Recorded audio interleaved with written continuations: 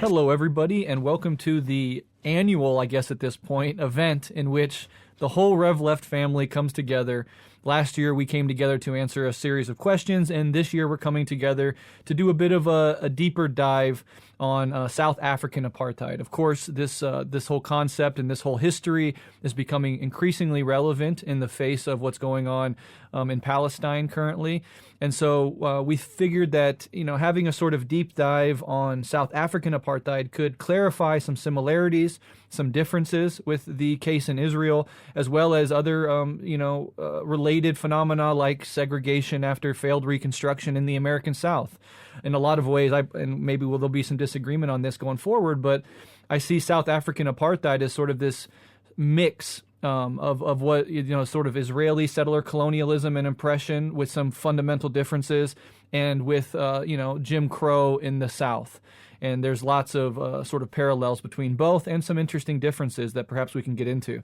I guess, for lack of a better term, we call episodes like this Revolutionary Guerrilla Menace episodes, a sort of mixture of everything. So this is really fun, and we don't get to do this as much as I think all of us would like.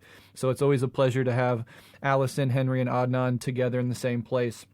I want to say up top as well that over on Guerrilla History, we did have a sort of introduction to South African apartheid. It's a sort of a 101, bird's eye view of some of the basics that help people that with little to no knowledge of this historical phenomenon, this historical process, at least sort of get their beak wet with regards to some of the main things on the table, with an eye towards this episode where we go a little deeper. So if you have some background knowledge on South African apartheid, you can jump right into this conversation. Even if you have little to none, I'm sure you'll find many things in this conversation helpful. But if you really want a nice 101, go check it out on Guerrilla History. But let's go ahead, quickly introduce everybody. I think it's something that we should do. Starting from my left to the right. Henry, would you like to introduce yourself? Sure. I'm Henry Hakamaki, one of the co-hosts of Guerrilla History alongside Breht and Adnan.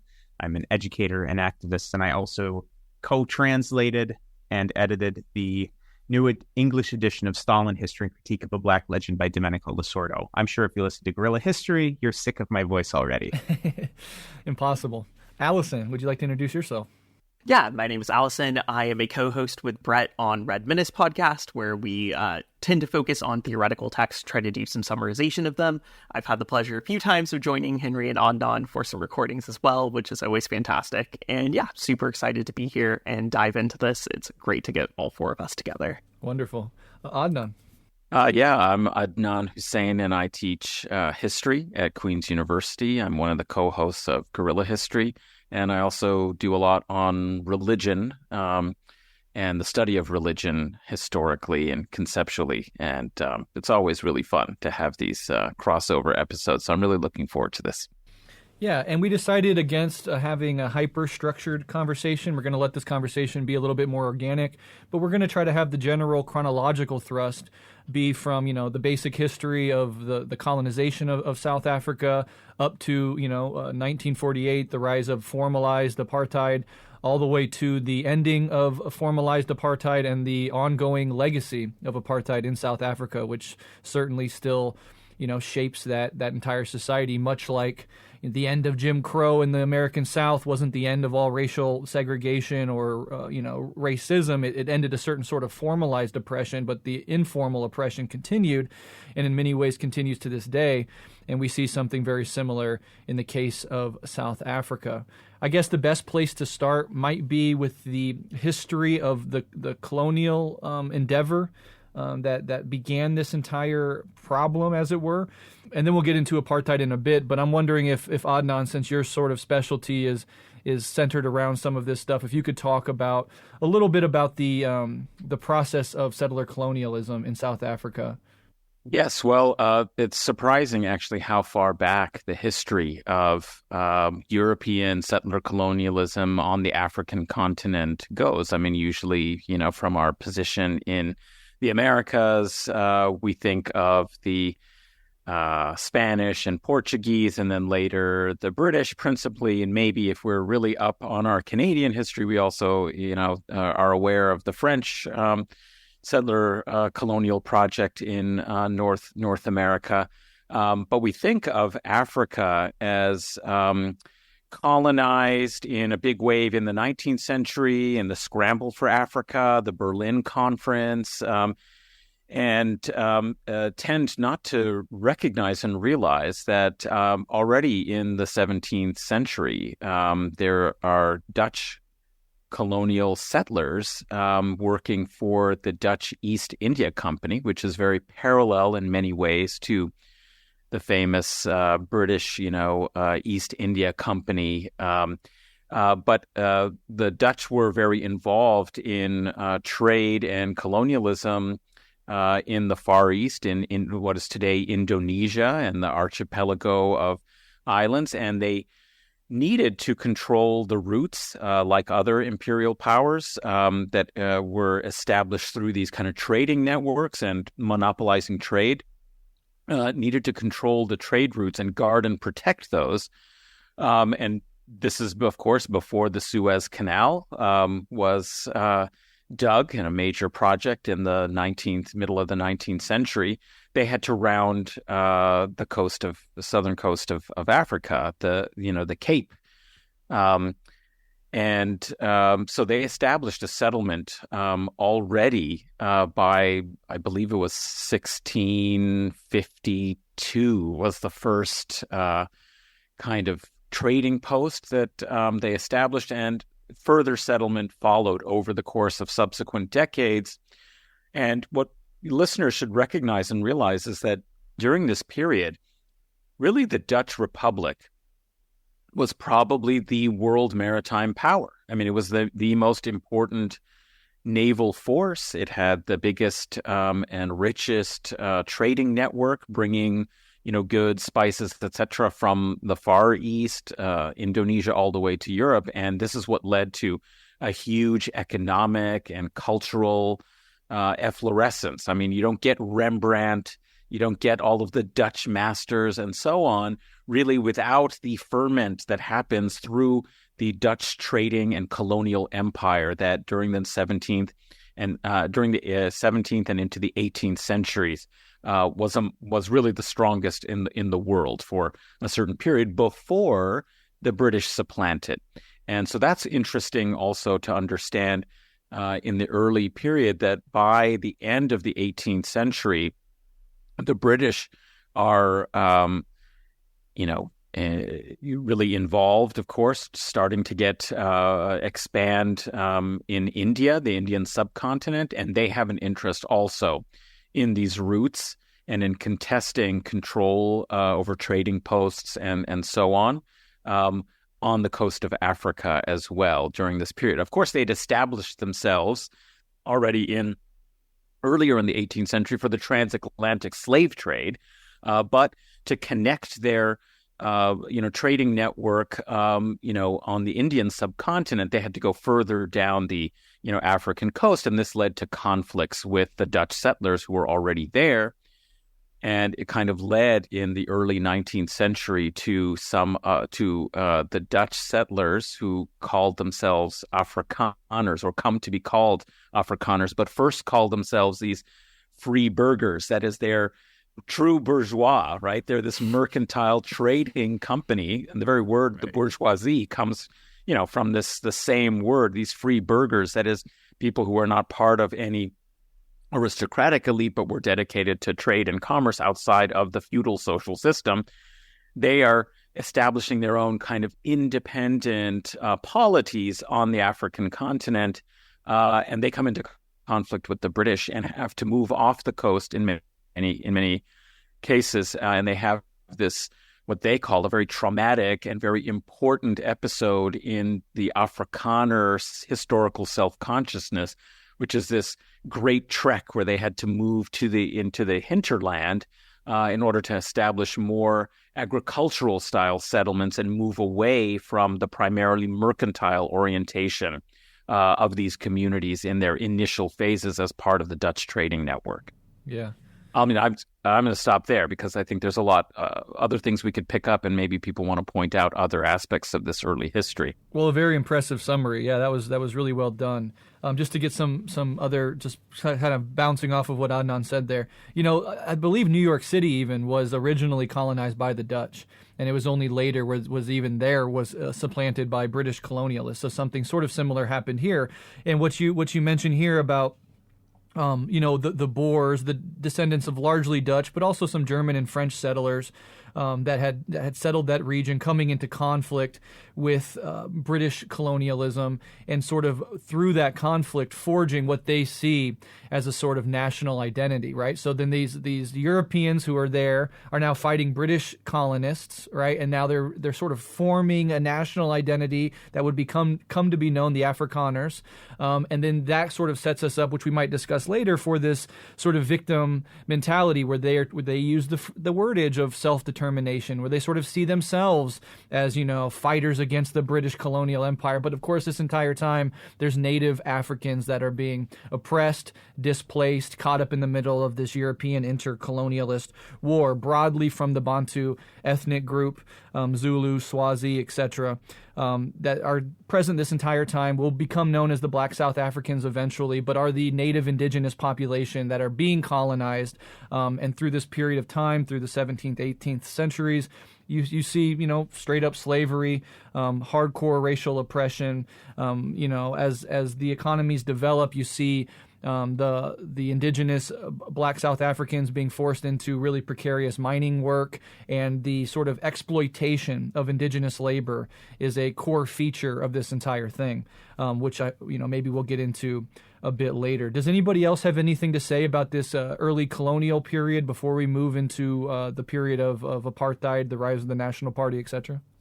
Yeah, one small thing to add is that I think what Adnan touched on about the displacement of the Dutch communities in particular is a legacy that's really important for understanding kind of this next historical moment and the rise of the National Party. The movement of Dutch people into rural South Africa really sets up actually the voting base that will support the National Party, where, as we see in a lot of countries, you get this contradiction kind of between rural areas and cities where there are different types of support. And even among white South Africans, there's this contradiction that also does in a lot of ways map onto British versus Dutch white South Africans, that leads to having cities where the National Party has a difficulty kind of establishing control, but rural areas that have overwhelming massive support for the National Party and its apartheid system. So I think as we go into this, it is worth kind of thinking about how that displacement creates this internal contradiction. I would say sort of a contradiction between town and city in a way that sets the stage and really creates room for the rise of this new political force that then is able to enact everything we're going to talk about kind of moving forward. Yeah, well said. So that's kind of the colonialist, settler colonial background that sets up a formal apartheid. So I know, Henry, you've remained quiet so far. Now we're getting into the period of this history that you've sort of focused on here. So can you talk about this period starting in the early 20th century and sort of culminating in 1948, a year which comes up again and again in discussions such as this, and kind of talk about the rise of the National Party and the rise of formalized apartheid? Sure. I'll actually start a little bit before that. So it's worth noting that in the 1860s and then in the 1880s, diamonds and gold were found in South Africa, what's now South Africa.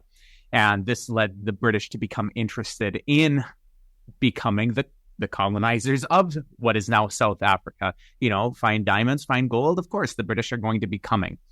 And at that time, the Afrikaners were not exactly well supported at that point. Much of the support from the Netherlands had completely eroded, and they were essentially autonomous at that point. Of course, they're still colonizers, and they were still oppressing the native African communities there. But it's not like this was a highly mechanized, highly industrialized society that would have had the might to repeatedly expel British incursion, which we will see.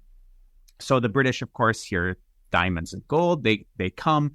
This leads to the two Boer Wars. The first Boer War actually is a Boer victory. Again, the Boers, Boer meaning farmer. This is the rural Afrikaner population. And, really it was like farmers versus, the British Navy and British Marines that were coming in from the sea. So a very interesting very interesting, period of history, these Boer Wars. And the first one, like I said, the Boers actually end up pushing the British back and maintaining British supremacy on the coastlines, but the interior regions were still held in Boer possession. That leads us to 1899, 1900, the Second Boer War, when, again, the British come knocking, and this time they weren't going to be held out. There were some spectacular defeats of the British. I know we talked in one episode of Guerrilla History in the past about the Battle of Spoyen Kop, which was an absolutely cataclysmic defeat of the British due to many, many just laughable failures that took place during that battle. And to spare you the time of listening to me, go on this explanation again, listeners, if you want to hear about the Battle of Spoyen Kop kind of within the broader context of the Second Boer War, find that episode on the Guerrilla History feed. But suffice it to say, while that battle and several others led to Boer victories, the war very much was controlled by the overwhelming British superiority in both manpower and in weaponry. But what this led to, actually, interestingly, was the first usage of widespread concentration camps in human history, concentration camps that sprung up all across what is now South Africa that were being used to hold Boers that were prisoners of war in the Boer Wars, but then also more broadly.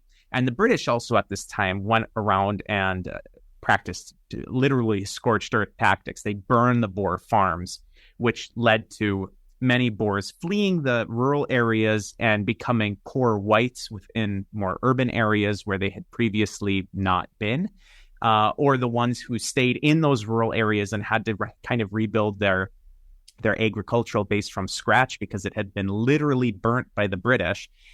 They started to harbor very, very intense anti-British sentiment, kind of understandably so. And that's something that's going to come up again many times later.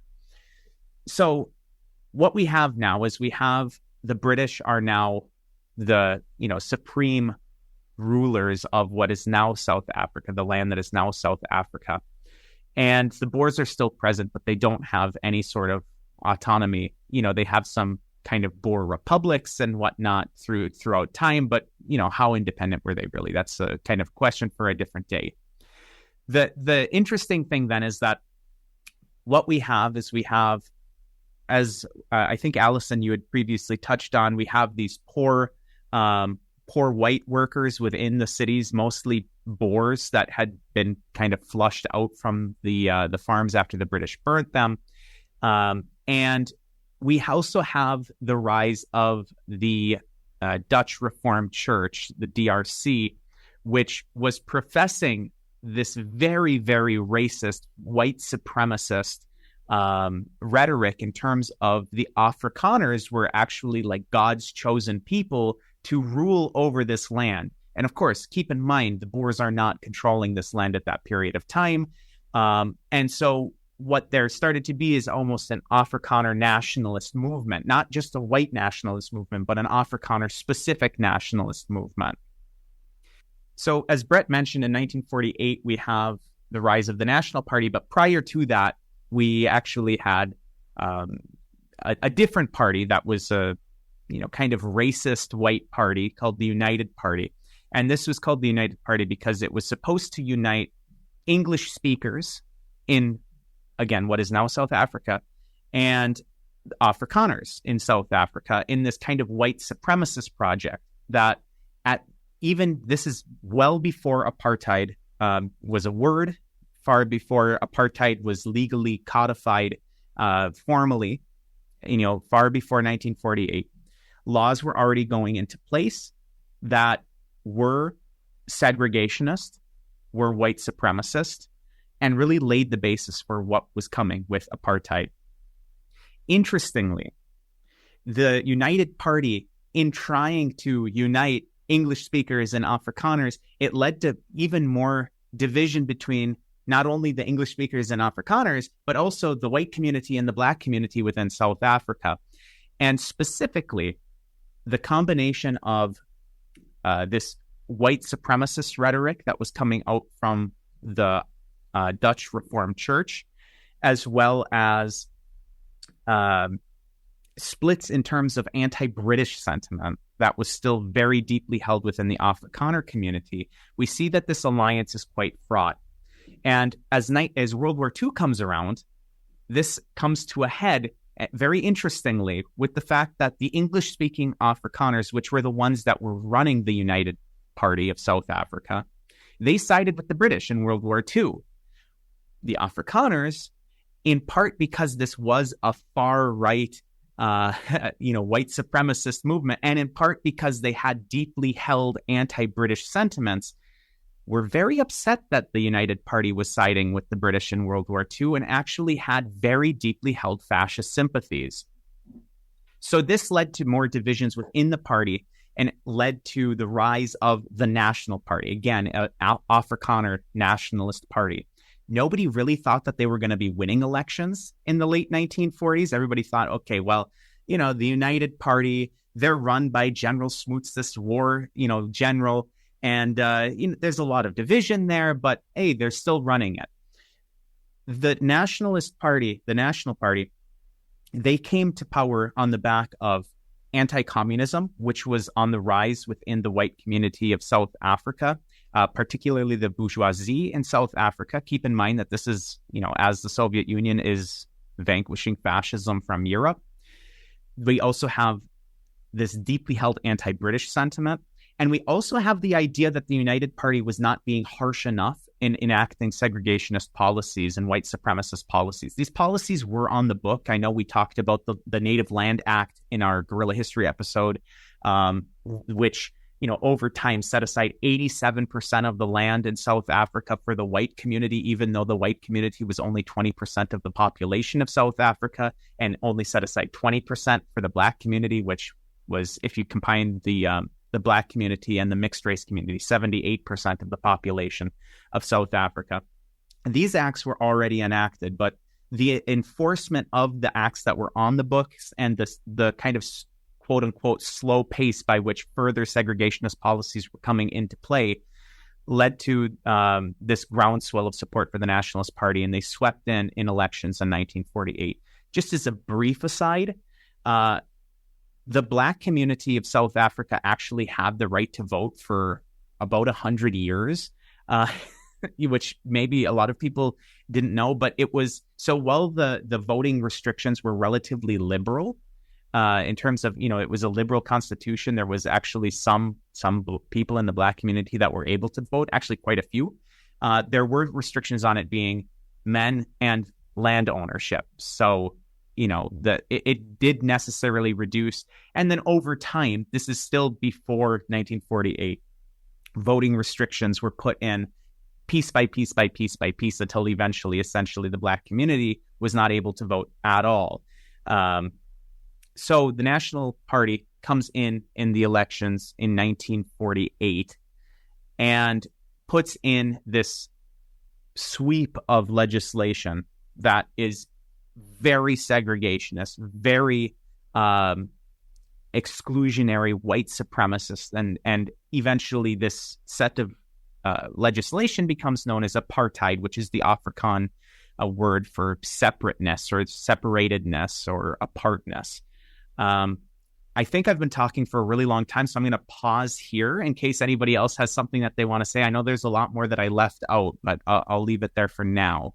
Yeah, no, I think, so apartheid is this word that really literally comes out of this South African situation and then is applied elsewhere. Apartness, aparthood, it's the basic idea is very clear. It's segregation along racial lines. Another thing, just to sort of summarize some of the things that Henry put on the table, and looking forward to some of the comparisons we might make later on in this episode, you have this interesting parallel between the Boers, or these farmers, and eventually they would become these Afrikaners, with the Jewish people in Europe, where, in both cases, obviously the Jewish people have much more of a case in this regard, but to some extent it can be fair to say that, there's like sort of these legitimate claims on some level to victimhood at the hands of another European power. In the case of the Boers, which would eventually become the Afrikaners, this hyper-militarized, much more wealthy and powerful British colonial force that they have to contend with.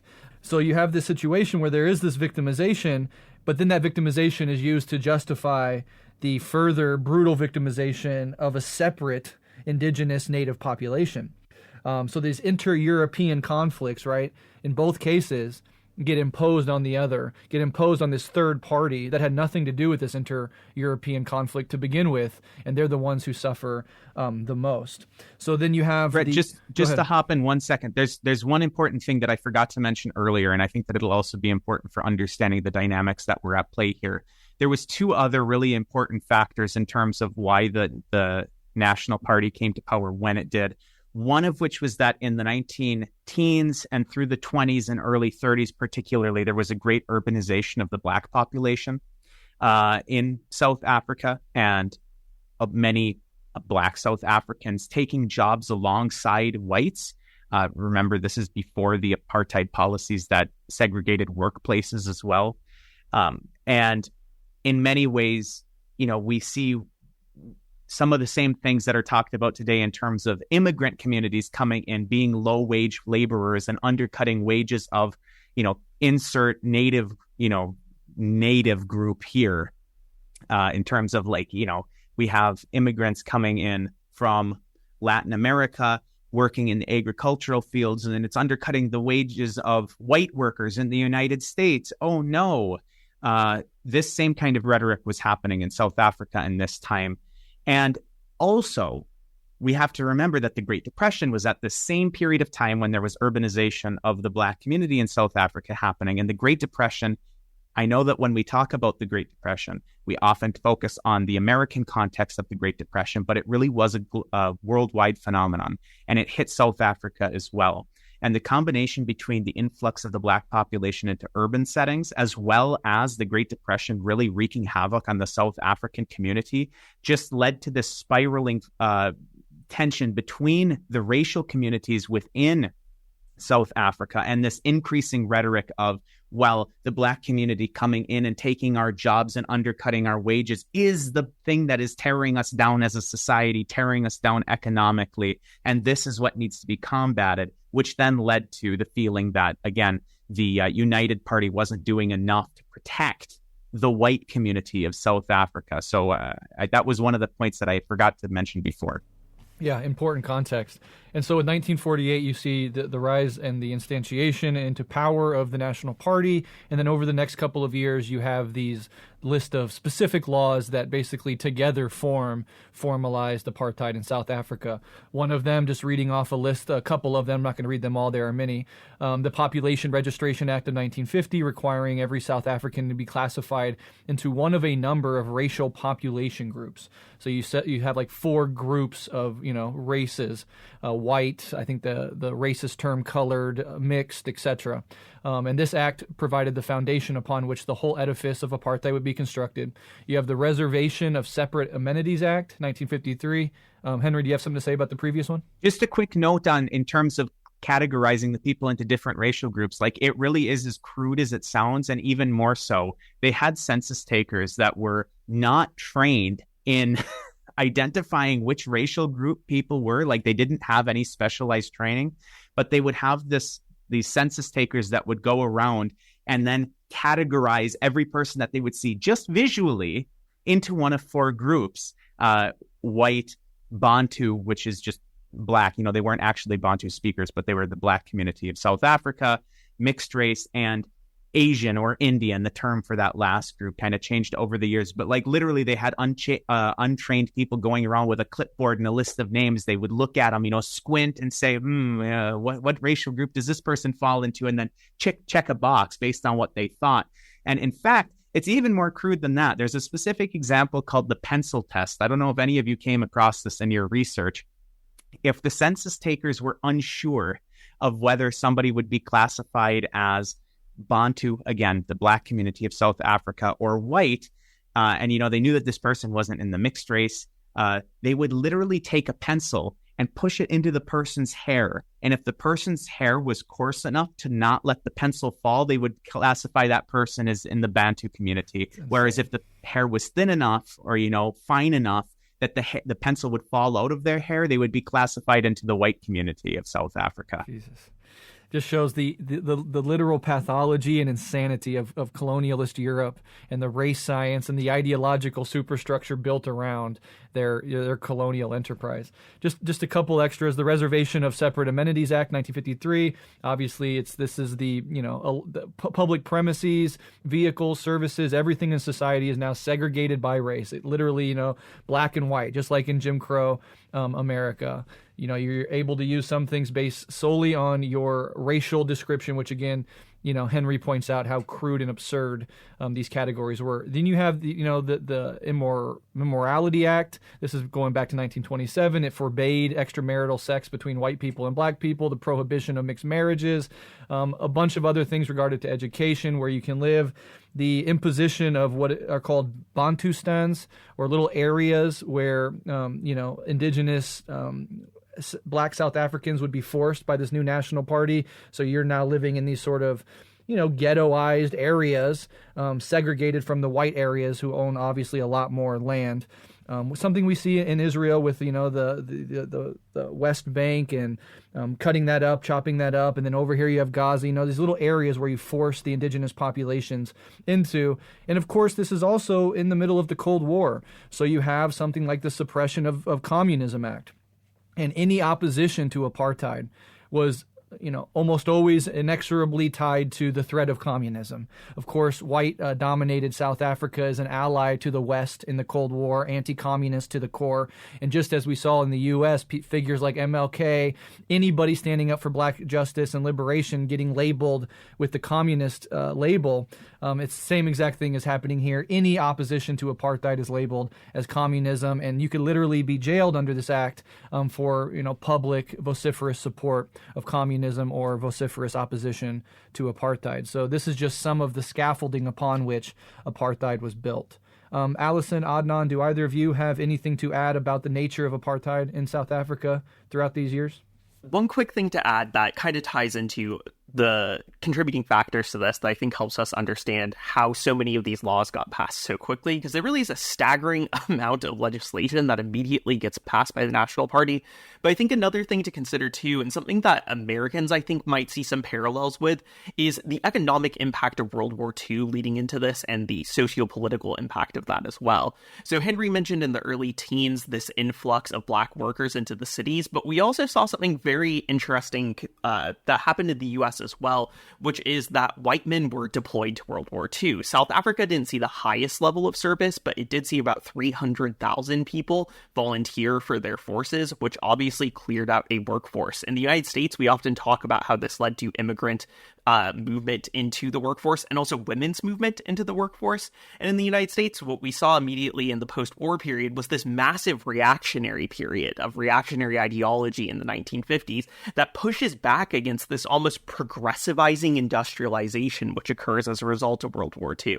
And I think that has to be taken into account in the context of South Africa as well. These jobs are being cleared up because of the war, which is leading to this immigration of Black South Africans into the city. And we can understand this rapid succession of apartheid laws, I think, in terms of reactionary backlash as well to that. And this, I think, will be interesting later when we think about the relationship between apartheid and capital, because this is one instance where these apartheid laws actually are kind of pushing back against the progressivizing nature of capitalist development that occurs as a result of the war. And these contradictions between capital as a freeing up of workforces and free labor and apartheid as a system of constraining labor, I think, are really important to take into account there. So I want to highlight that because I think that bubbles up later on down the line.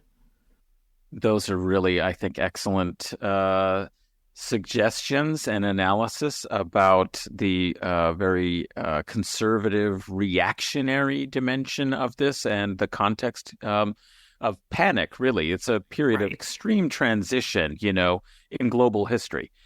So much changed as a result of World War II. And you see, blacks and the intellectuals in the Caribbean talking about, for example, people have read, I'm sure, and have come across César, Fanon, in some of their writings. They talk about how important World War II, the mobilization, the social transformations, the economic transformations, and also the fracturing of the colonial imperial system that this war facing fascism and on multiple fronts, and the rise of a kind of Asian political power, the Japanese, and what that did to British colonialism and European colonialism in general in the Far East, in Indonesia, in British India, and so on. That it really changed people's horizons of imagination because their social experiences, there was a lot more mixing. I mean, you see that in the United States, even with, soldiers coming back, African-American soldiers coming back after World War II and saying, we've experienced a different kind of world. We fought for freedom. We fought against fascism. And now we're coming back to segregated lunch counters, abuse, and second-class citizenship. That was unacceptable.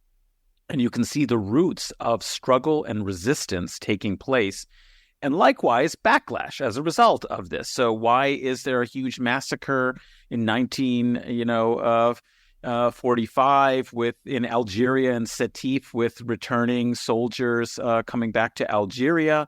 The colonial settler population is threatened by the military mobilization of Algerians who fought for France against, the Nazis, and now are demanding, respect for that and full citizenship. So I think there's something very important happening during this period that helps explain how this regressive kind of reaction tries to formalize what had been possible through just colonial domination, racial sort of and class segregation that happened just under the system. But now things are changing, and you see that the Boers, for example, like they opposed progressive developments. We might call progressive developments even under British colonialism earlier on. I mean, Henry pointed out to the brutality of, the British prosecution of this war against the Boers. But how did the Boers even kind of leave and go into the countryside? Part of it was after the 1833, ending of slavery in the British Empire. Doesn't mean, of course, there wasn't racism, there wasn't, hierarchies and exploitation. It's just that it was going to be organized under a different mode, and not through a kind of slave, mode of production, but, through capitalist modes of production, a liberalizing of these social relations in order to advance capital exploitation.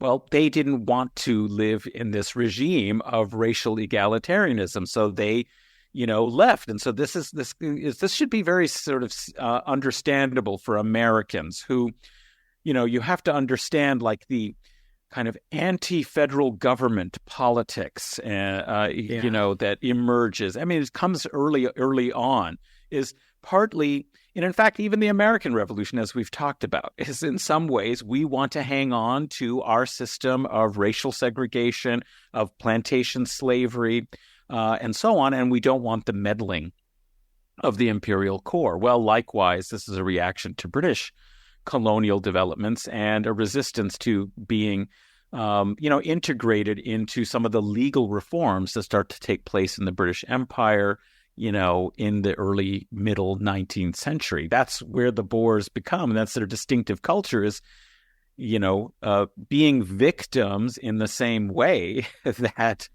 you might say the South was a victim of Northern aggression, right? This is, I think, a kind of similar analogy we have to think about. And likewise, things are changing in this other great, important global transformation in World War II that impels this attempt to formalize in law a kind of system that might have existed, in similar outlines because of class, politics, and social hierarchies under, the British colonial rule.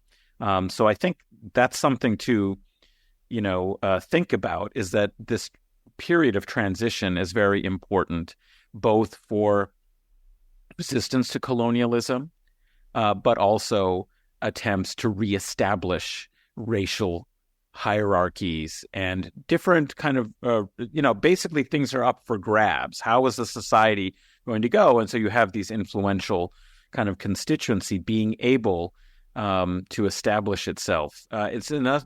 Similarly, if you think about what happens over the course of the next few decades in what used to be, Rhodesia.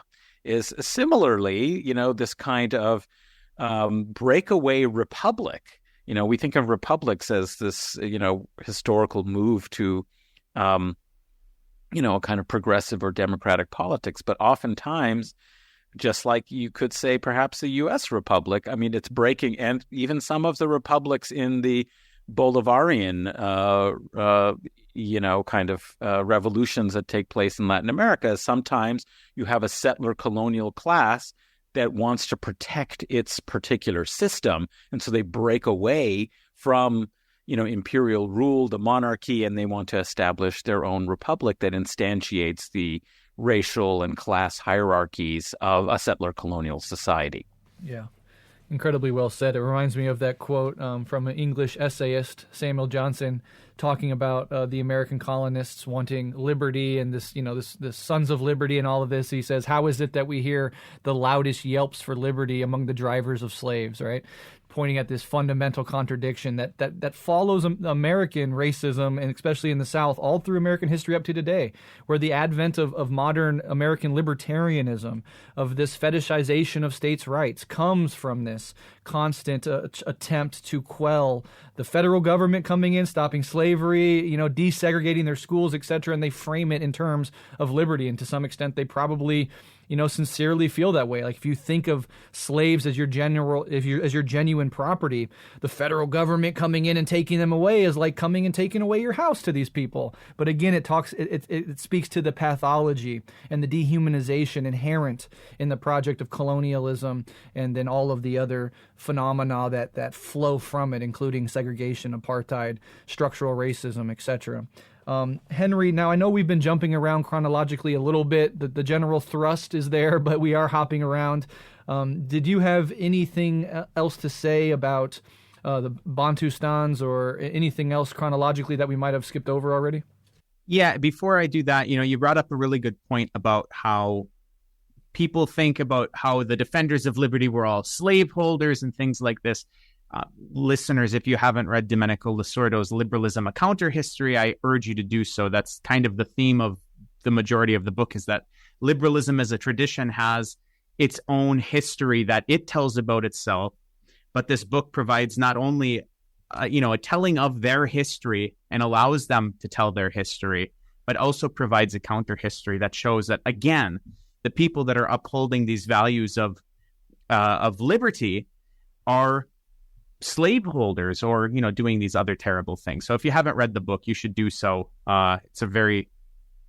It's like all of Losordo's work. It's excellent. Really quick, Henry, before you move ahead. on, I just wanted to say, this is kind of silly and as an aside, but it might be amusing to some listeners, is that I saw one of these Pat Sock folks on Twitter talking about how and during the American Revolution that it's, they're arguing that it's a super progressive event, etc., saying that the black people and the indigenous people united with the colonists to fight the British. And I'm taking this high-level graduate course right now, focused just on the American Revolutionary War, and I cannot tell you how wrong that is. The majority of indigenous and enslaved Africans fought for the British because they just sort of weighed the options here, and they figured that a cost-benefit analysis, going with the British was probably a safer bet than going with the colonists, because they sort of saw what the colonists were trying to do. There were some laws British were imposing on the U.S., like you can't go west of the Appalachians, stuff like that. And so some really interesting indigenous leaders, black people revolting against slavery, sort of setting up tiny militias to fight the colonists themselves on behalf of the British. It's a very interesting historical reality, but just the framing of it, trying to bolster this idea, contra somebody like Gerald Horne, bolster this idea that the American Revolution was very progressive in this way. I think it should be seen with a lot of skepticism. And we should really wrestle with that idea of whether or not it actually was progressive. There's a progressive element in breaking formally away from monarchy, but there's a lot of reactionary and counter-revolutionary elements in that entire thing. If it's a revolution at all, it's a very conservative one. You could be sort of cynical about it and say that it was just a separatist movement. I think the formal break from monarchy is sort of progressive, but you have to get deeper into the details to really wrestle with that question. But again, that's just an aside. I hand it back to you, Henry, to pick up wherever you were going.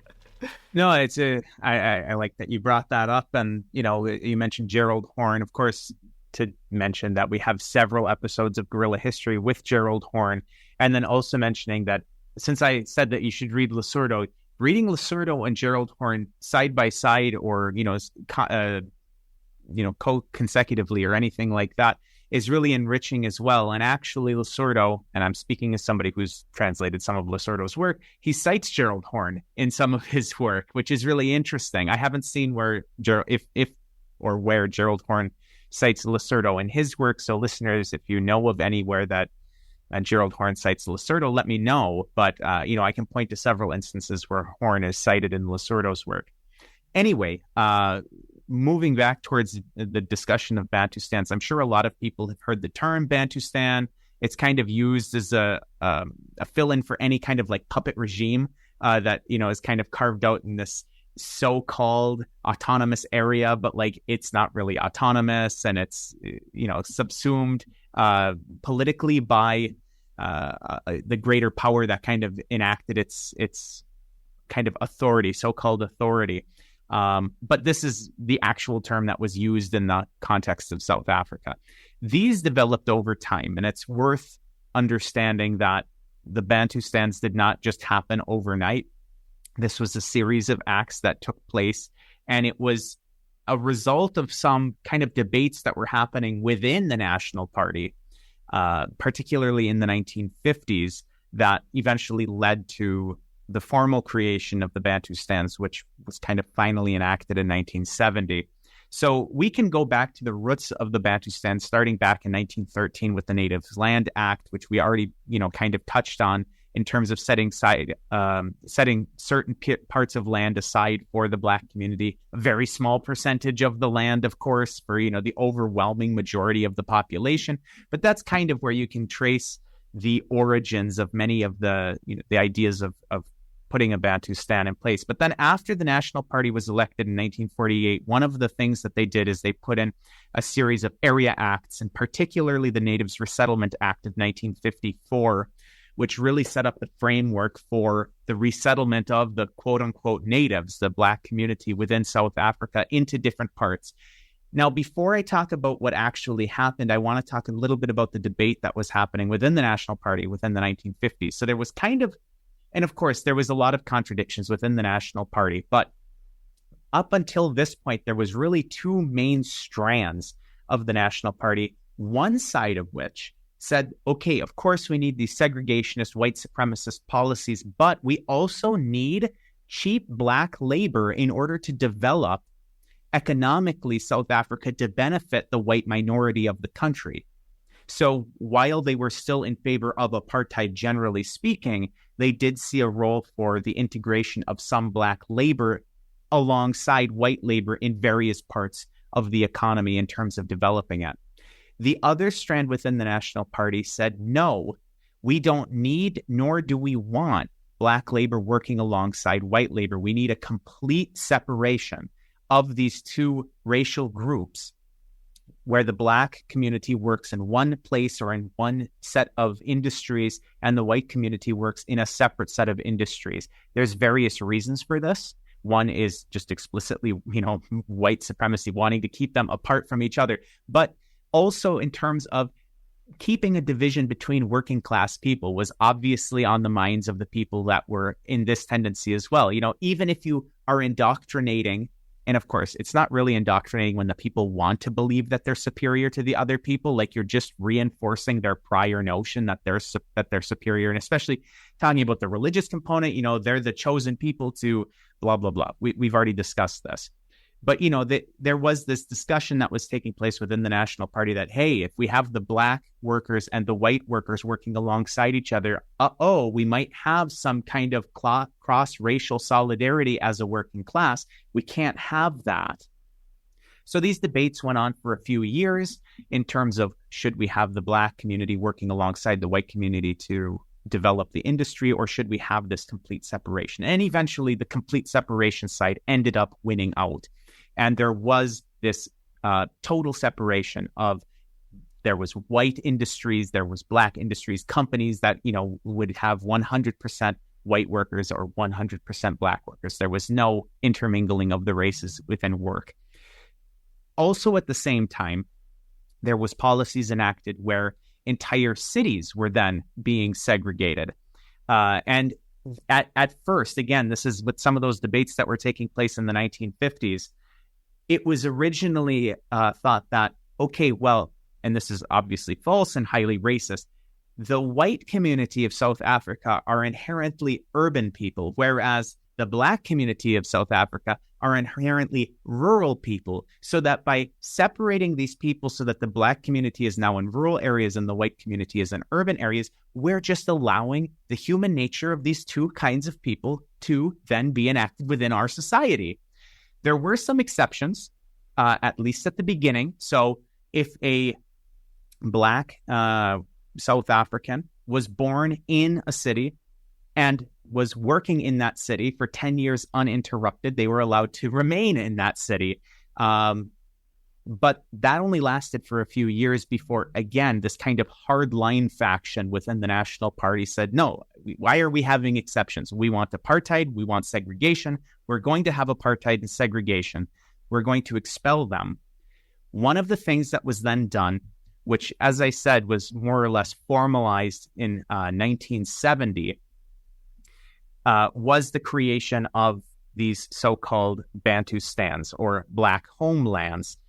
This came in with the 1970 Homeland Citizenship Act, which created a series of these Bantustan republics. It's worth mentioning that, of course, these were led by individuals that were wholly subservient to the white South African regimes. But the idea here was that by creating separate places that would be black homelands, they were able to put some legitimacy to the separation of the black community and the white community. But also, by stripping the black community of South African citizenship, it thereby made it legal to deport black South Africans from South Africa and expel them to these Bantustans as their homeland, in much the same way that we see where, again, immigrants who are not citizens of the country, if they commit any sort of infraction, they would then be sent back. They'd be deported to their country of origin, or in some cases, a third country. South Africa was essentially doing this, but the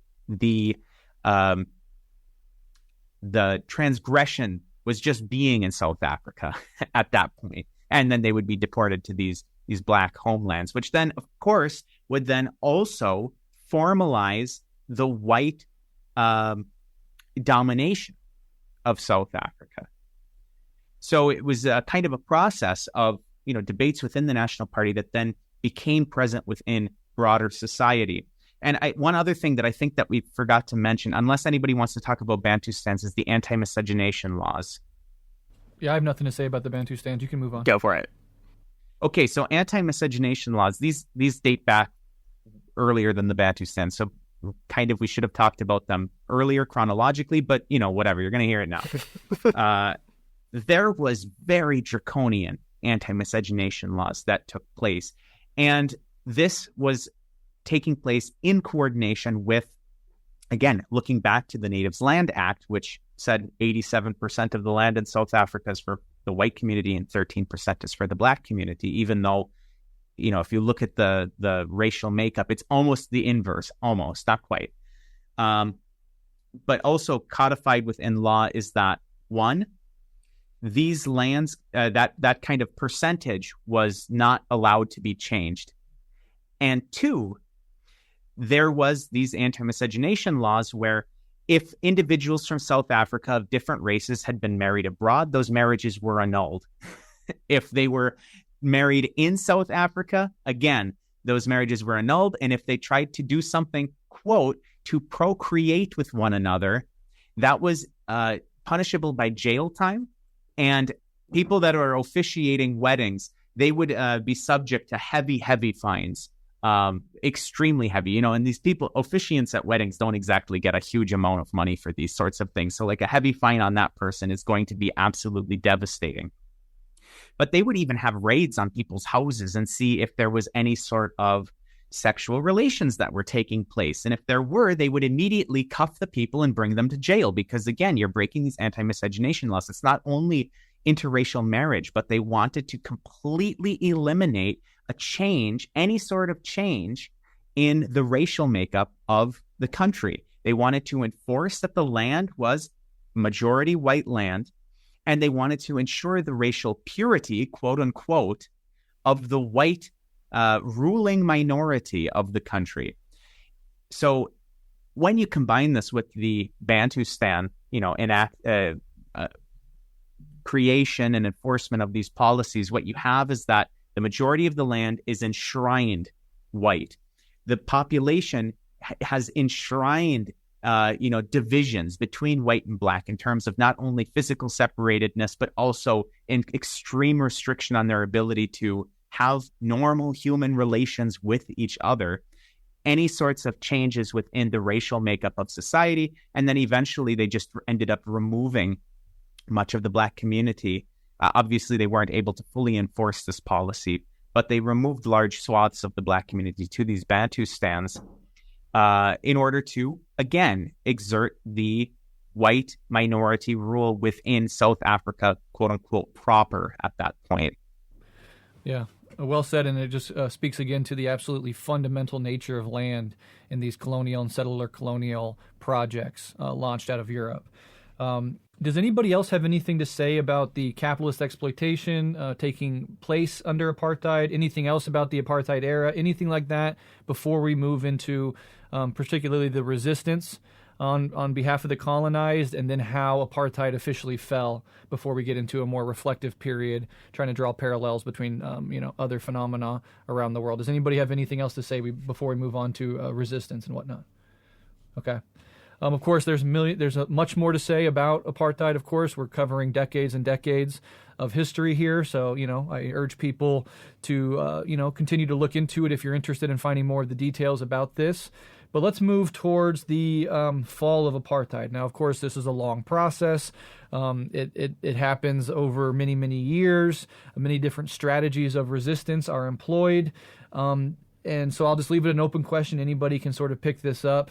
How does the resistance take shape to apartheid, and then start moving in the direction of how apartheid eventually falls apart in South Africa? Just very briefly before the other people hop in, because I'm sure they'll have much more to say about this than I will.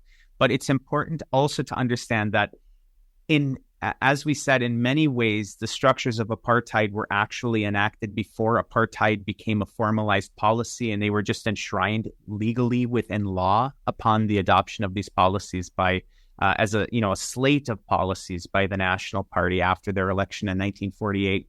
Resistance to apartheid also had sprung up prior to the formal enactment of apartheid, because many of these segregationist policies and white supremacist policies, as we have been laying out, were present far before 1948, which is when, again, apartheid formally comes into power. So, if you're looking at what is apartheid and you're starting at 1948, that's a profoundly historical materialist standpoint to take, because as we've been talking about, this has been a process of colonialism for centuries.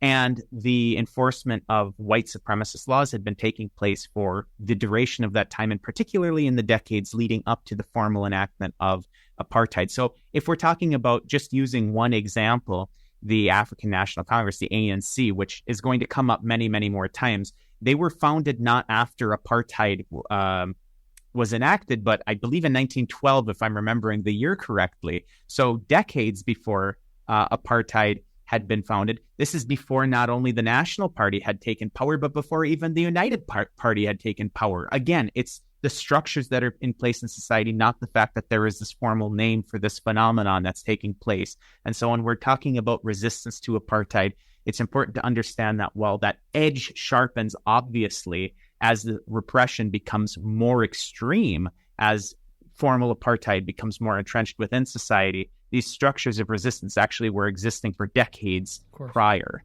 Yeah, resistance always comes simultaneous with any form of oppression, which we have to understand. And then I think apartheid, whether it's formalized, whether the concept and the semantics of it were forged in this process, is probably always a feature of settler colonialism, right? There's always this segregation in some form. It takes different shapes. You know, it took a different shape in Algeria compared to British India, compared to the North American continent, compared to South Africa.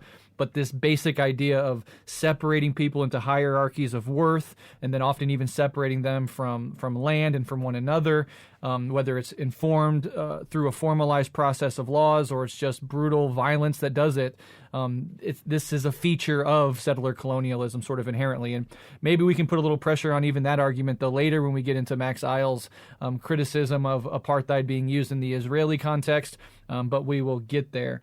Alyson, Adnan, either of you want to begin talking about the resistance, ANC, civil disobedience, armed struggle, anything like that? Yeah, I can give us some kind of historical overview of the development of resistance over the course of apartheid. So I think, like Henry said, it's very important to recognize that the African National Congress is a much older organization than people tend to think. So Henry pointed out correctly, 1912 was the beginning and the foundation of the ANC. And even into the 20s and the 30s, the ANC was already starting to theorize what resistance to the existing laws looked like. And really importantly, and this is something we will see come up time and time again, especially as the ANC moves towards violent struggle later on, the ANC started to form some overlap and cooperation with communist groups in South Africa well before the formalization of apartheid, which would create the basis for further resistance. When the formal apartheid laws are passed in 1948, the ANC really refocuses its political efforts to solely really focusing on opposition to apartheid and segregation.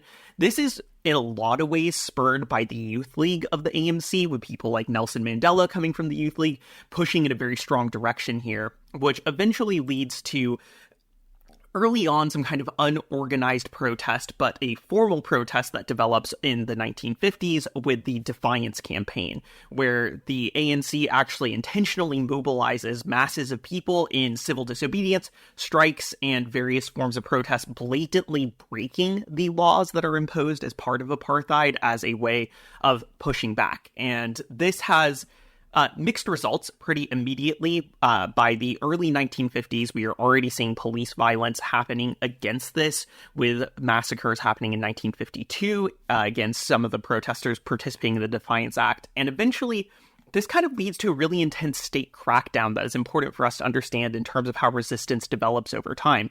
The Defiance movement really was a peaceful, non-violent resistance campaign that then faces massive violent state crackdown in the form of extrajudicial killing by police, but also through the passing of the Public Safety Act, which creates a legal pretense for the South African government to criminalize the organizations involved.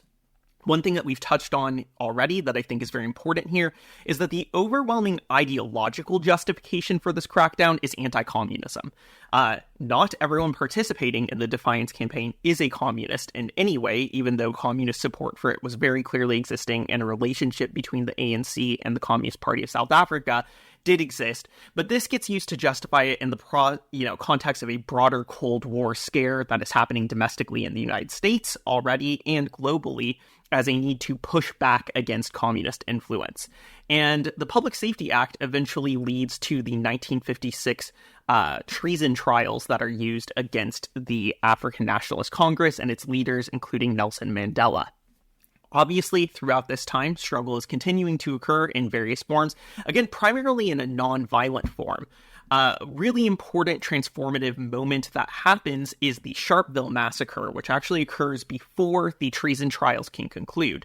And in the Sharpeville Massacre, thousands of black protesters end up descending on a police station, and the police open fire on them. The death toll in this is actually highly contested. The official numbers put it in the hundreds, but there are a lot of contested numbers that put it much higher, even approaching the thousands. Regardless of what the actual death toll is this massive transformation period within the struggle for two reasons. In the wake of the Sharpeville massacre, the government actually decides to step up its crackdown even more, just mass arrests even more leaders of various civil organizations, not just the ANC. But also, the ANC is forced to go partially into exile, and this leads to some interesting political developments that shape the beginning of a kind of transformation here. So it's at this period of time in 1960 going into 1961 that we also see the development of the MK, which is the armed wing of the ANC. And the MK formed specifically to engage in armed struggle against the South African government. And here we also see some actual formalization of the relationships between the South African Communist Party and the ANC, because the South African Communist Party uses their connections to be able to get training for cadre within the MK in the Soviet Union, in Algeria, and in other states that have this recent revolutions going on. So we see this shift to violent struggle emerging here. An interesting thing is, although the MK is formed very early on in this time period, it actually doesn't step up most of its violent activities in South Africa until the 70s and 80s. Much of the 60s is spent in this training period, where it also gets dragged into civil wars in a number of southern African states that border South Africa. But this development towards violent resistance begins to occur there. Eventually, the MK does engage in a number of bombing campaigns within South Africa, and these are, in a lot of ways, simultaneous with continued nonviolent resistance, which is going on.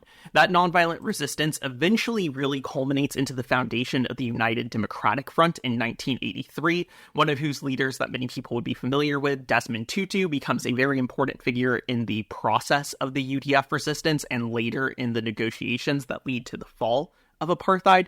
But the UDF really works as a united front of labor unions, other civil society groups engaging again in nonviolent resistance. And all of this, again, is kind of complemented with violent opposition going on because of the ANC in exile and the MK. So we can obviously trace this a little further to when the National Party is forced to negotiations, but I think that's kind of a separate question. But this is a broad outline of what the resistance and the various forms of resistance that develop that look like that eventually bring the National Party to the point of being forced into negotiations. There's one last thing I do want to mention, which is also a high level of international pressure which occurs. Resistance is not just domestic or from the exile community. We actually see the United Nations pass several condemnations that occur at various points. In particular, in 1962, Resolution 1761 makes this kind of non-binding condemnation of apartheid, but more importantly, in 1977, Resolution 418 in the Security Council actually creates a meaningful arms embargo on South Africa, which has a massive impact as well. In addition to the United Nations actions, there was a broader anti-apartheid movement internationally that used a focus on boycotting, divestment, and pushing for sanctioning, a term we should all be familiar with, for creating pressure on South Africa as well. So all of these forces really come together as a form of resistance to apartheid. And if we want to understand why apartheid falls, I think we do have to think about this multiplicity of tactics that exist domestically and internationally, attacking the apartheid system from different angles, and really kind of setting the stage for forcing the National Party to cave on this issue. Yeah, very well said. You know, there's this really important dialectic between militant and nonviolent forms of resistance that are often presented to us as fundamentally separate approaches, but everywhere and always they sort of are, sort of mutually bolstering movements. We see that in the U.S. Black Liberation Movement. Broadly, we can see like the MLK nonviolent approach versus the more militant approach of the Nation of Islam, Malcolm X, eventually the Black Panther Party. These things are often, again, presented as two separate things. Pick one. But you can see how they actually reinforce one another. And then there's the dialectic between internal pressure and external pressure. This relationship that is really important to put a sort of, as Alyson said, multifaceted pressure on these states, these apartheid regimes. And that's something that we got to keep in mind going forward with regards to Palestine as well. Often liberals will chastise Palestinian resistance for not being peaceful enough, for not trying nonviolence. Why don't you be like MLK and like Gandhi? Of course they have. The Great March of Return is a classic and very recent example of an attempt to be peaceful, and they got met with brutal Israeli violence, snipers, onslaught of all sorts. And so these things cannot be separated. That they're deeply intermeshed, and we have to understand that the international pressure on South Africa was, a core feature of this. The U.S., the U.K., Israel, these are the last countries that abandoned South Africa, as we should expect. But the forcing of the U.S. and the U.K. to eventually abandon South Africa also had large credit to internal anti-apartheid movements, right? Black people in the U.S. and in the U.K. forming these anti-apartheid movements that put internal pressure on these external states, right? U.S., U.K., from South Africa. So they had the external pressure of the UN and the rest of the world coming around on it. And then you had this internal pressure. So if we look at the situation in Palestine today, our role as people in the belly of the beast is to continue to try to put this organized and relentless pressure internally on our government. And while we have the Biden administration who is fully on board with Netanyahu's fascist regime and the bloodletting going on, there is still some pressure being exerted on him that comes from these grassroots movements, making the Biden administration sort of take a pause, take a step back here and there, put out things like we know the two-state solution is our ultimate goal, in direct contradiction to what the Israeli state and Netanyahu actually want. So we can get kind of cynical about this. We can get kind of cynical about the Biden administration's approach, and we absolutely fucking should. If there was no grassroots pressure, he would be just like, more blood, more guns, more money. The fact that there's any pressure at all and that they have to even just change their rhetoric a little bit is sort of a testament to that pressure and the need for us to keep it up. So that I think that's interesting. And also another thing to note is the Cuban assistance here in a place like Angola in particular. Does anybody, I don't know too much of the details here. I know it's an important part of this multifaceted pressure campaign on South African apartheid. Does anybody have anything more to say about Cuba's role in this?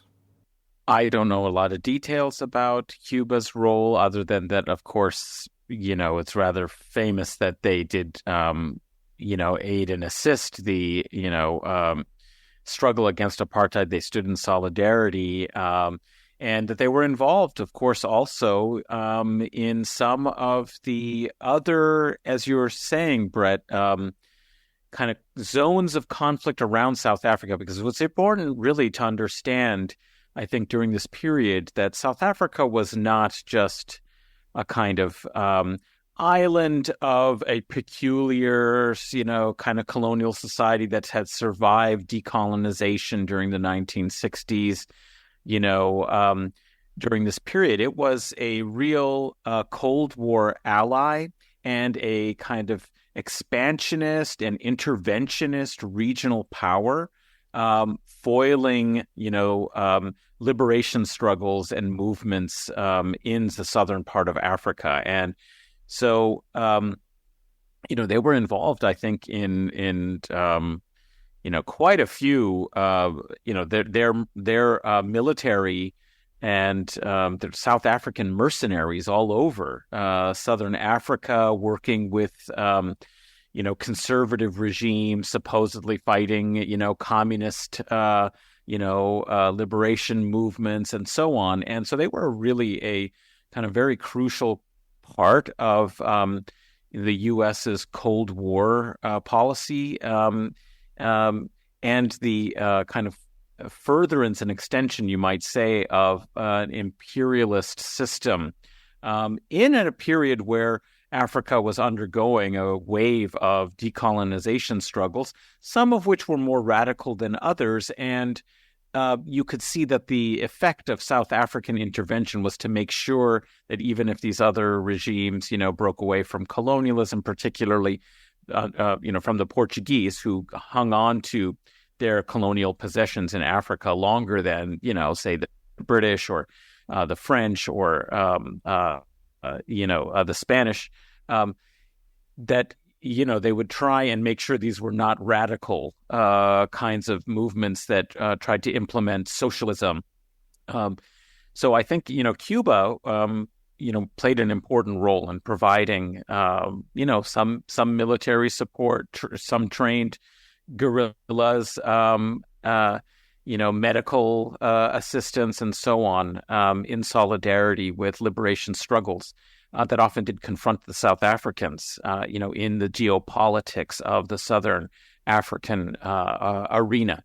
But this geopolitical orientation does lead me for a question for everyone, because I've heard, I'm older than the rest of the hosts here, co-hosts, and I do remember, solidarity with the Black South Africans and the anti-apartheid struggle that came to college campuses and high schools, across the Europe and North America and globally, where these issues were being debated. And the boycott, divestment, and sanctions movement was very important to, have pension funds in your union, have your, endowment and investment funds of universities actually divest. And, these were debated at, board of trustees meetings, all over the place. And we like to think that these had a big effect materially.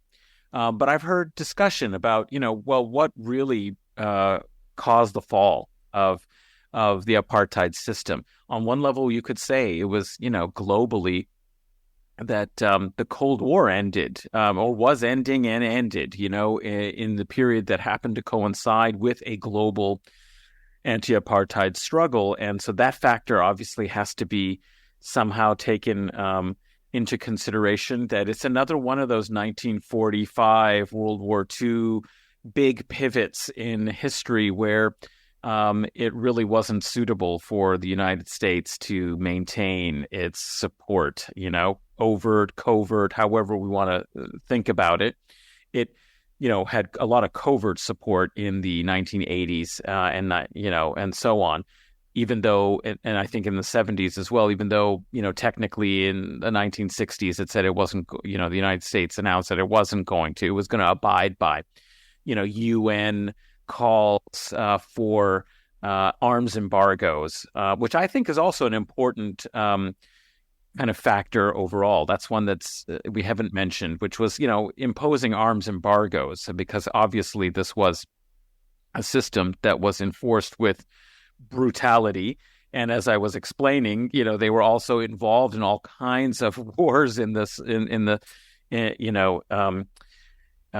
Southern Africa as well. And so an arms embargo was imposed, and even the United States, at least technically on the surface, abided by that, and that really isolated, the regime. But the question is what, what were these factors, and how much did the external kind of cultural campaigns and of boycott and divestment actually materially cause the end of apartheid? These are important debates, because I think symbolically and culturally it was really important in isolating the South African regime. But materially, what were the factors that, forced, the white settler elite to finally accept that they couldn't maintain, was it internal resistance? Was it, isolation in the diplomatic world? Was it changing kind of geopolitical conditions? I mean, these are all things that I have questions about, how effective each tactic was. I think you're right, Breht, from what you said before, that you really have to have resistance on all fronts, pressure coming on all fronts. It's not always clear to us what exactly is the factor that really, broke the back of the apartheid regime. And just wondering what you all think about, what were the most relevant and important kind of steps in this process. I'm going to hop in first, because there's actually something I'd like to lay out even before I talk about factors at the end of apartheid. It kind of picks up on something that Alyson had been saying with regards to massacres and repression and armed struggle and things like this. So Alyson very correctly highlights the Sharpeville massacre as a flashpoint in terms of extreme repression, violent repression, brutal repression by the regime of South Africa against people who were peacefully protesting. This is not by any means the only large massacre that took place of peaceful protesters. Another very famous one would, of course, be the Soweto uprising, which took place in 1976. And this is a result of another apartheid policy, which was that, of course, when we think about South Africa, the first two languages that probably pop to mind are English and Afrikaans. But of course, there was many indigenous languages all around South Africa, and there still is today. Many languages which have a lot of speakers of them as their primary language, and this was no different at the time.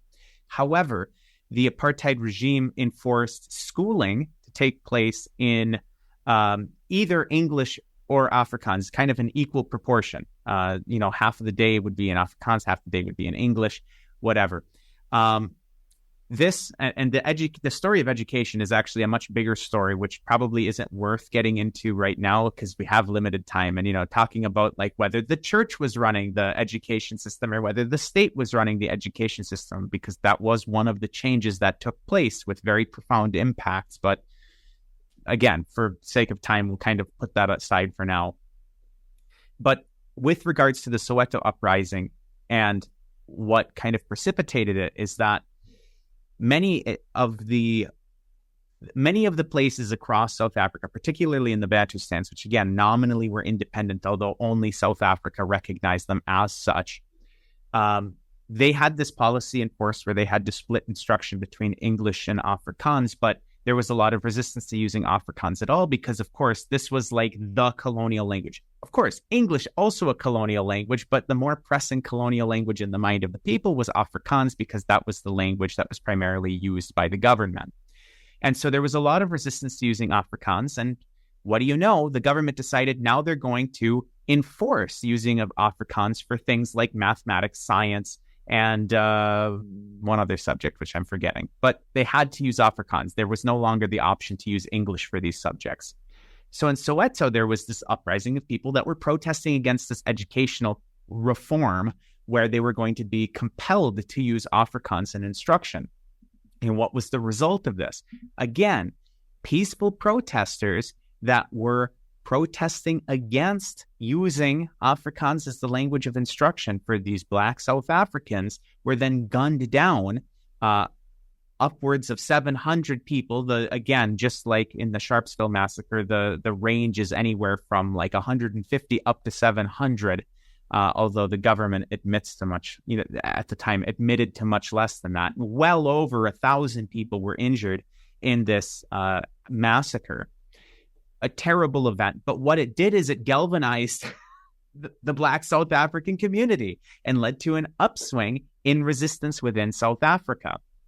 It also was one of the turning points for, and this is kind of getting towards the question that you asked, Adnan, so I'm sorry for, circling back earlier, but it does also... Oh, no, because actually I was going to come back and say I neglected to say that I think, Soweto was a big turning point in making apartheid society seem ungovernable.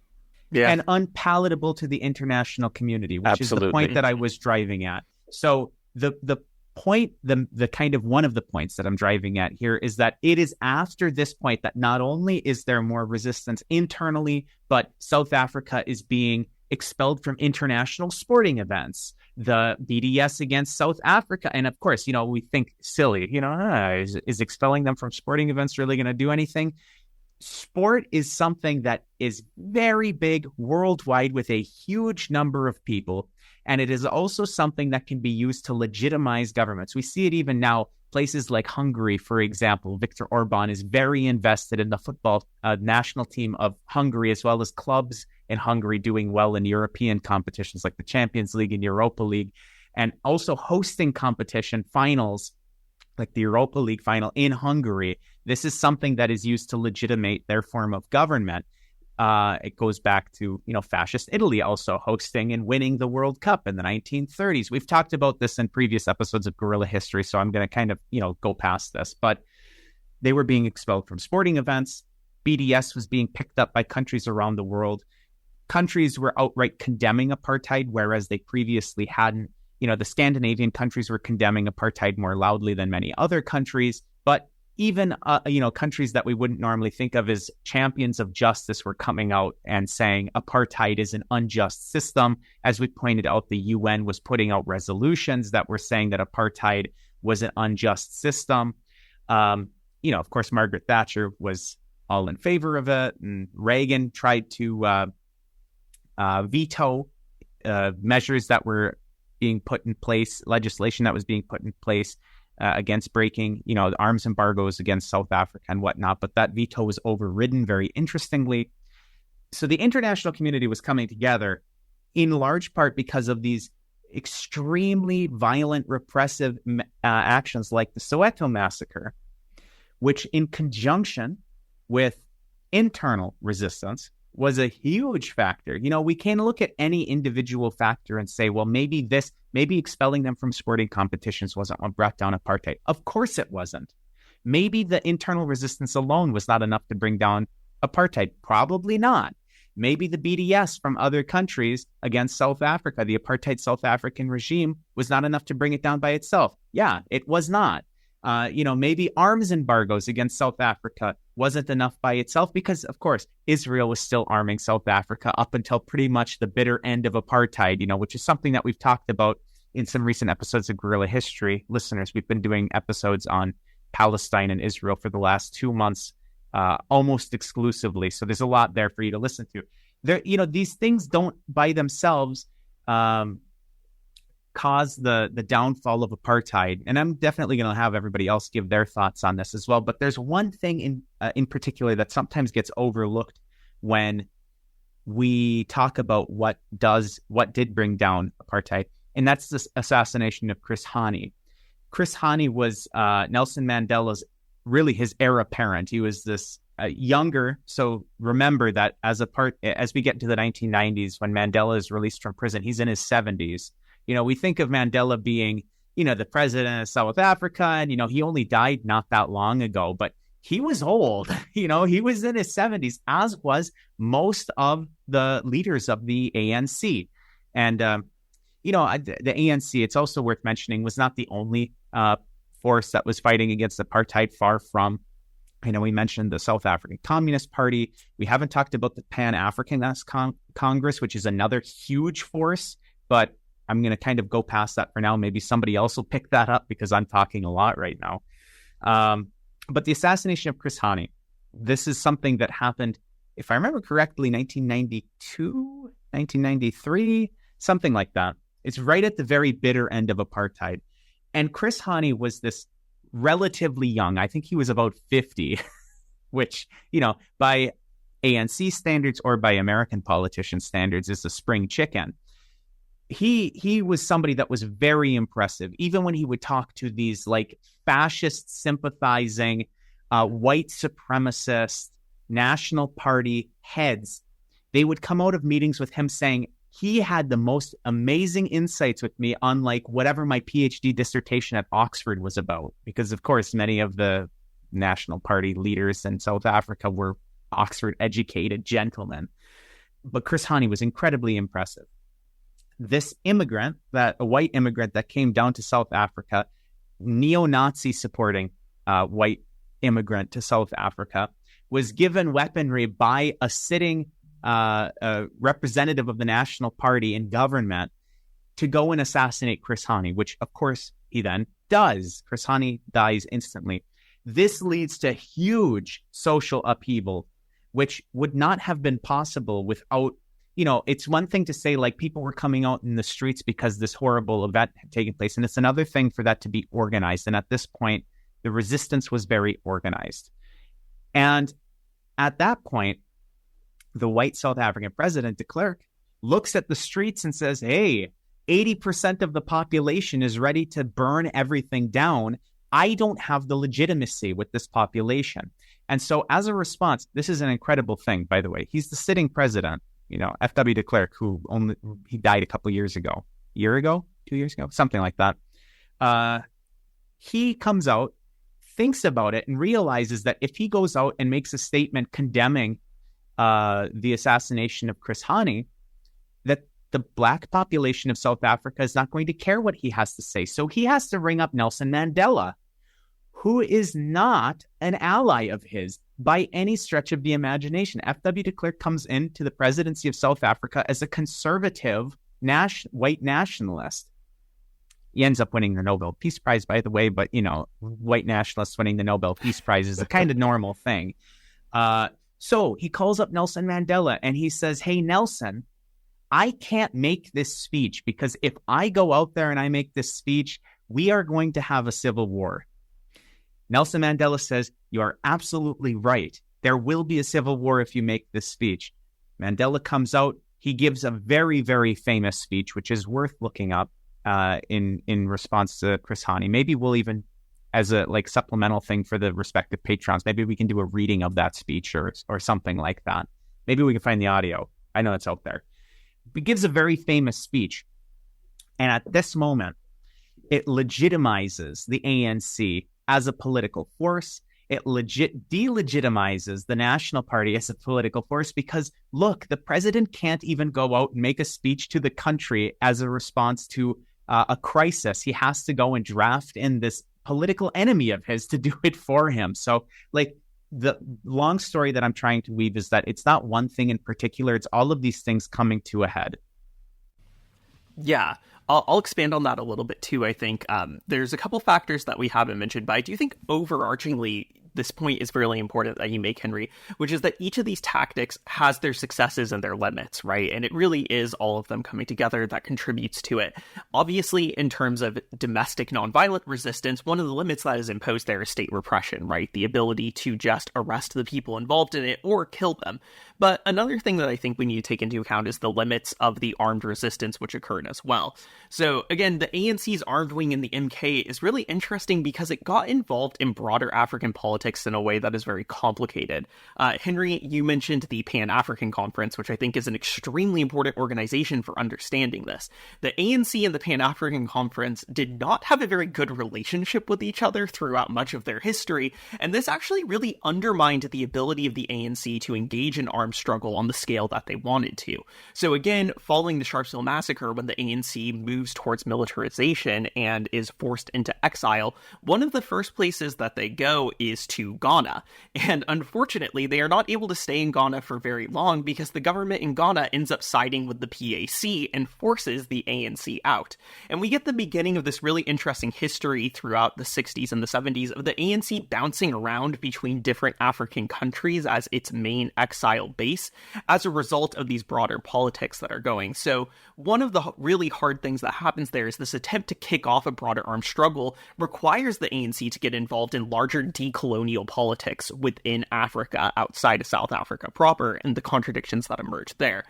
But I do think one important thing to point out is that the military struggle here, I think, was hampered in a lot of ways due to military tactical issues that are overcome by what you brought up, Breht, the bringing in of the Cubans, actually. So one important thing is that the very early on military training of the ANC's armed wing occurs in the Soviet Union primarily. And a lot of this training is being overseen by Soviet commanders who had been involved in World War II. And they're being trained in this very conventional style of warfare, which perhaps unsurprisingly is not super well suited for guerrilla operations in a decolonial context, right?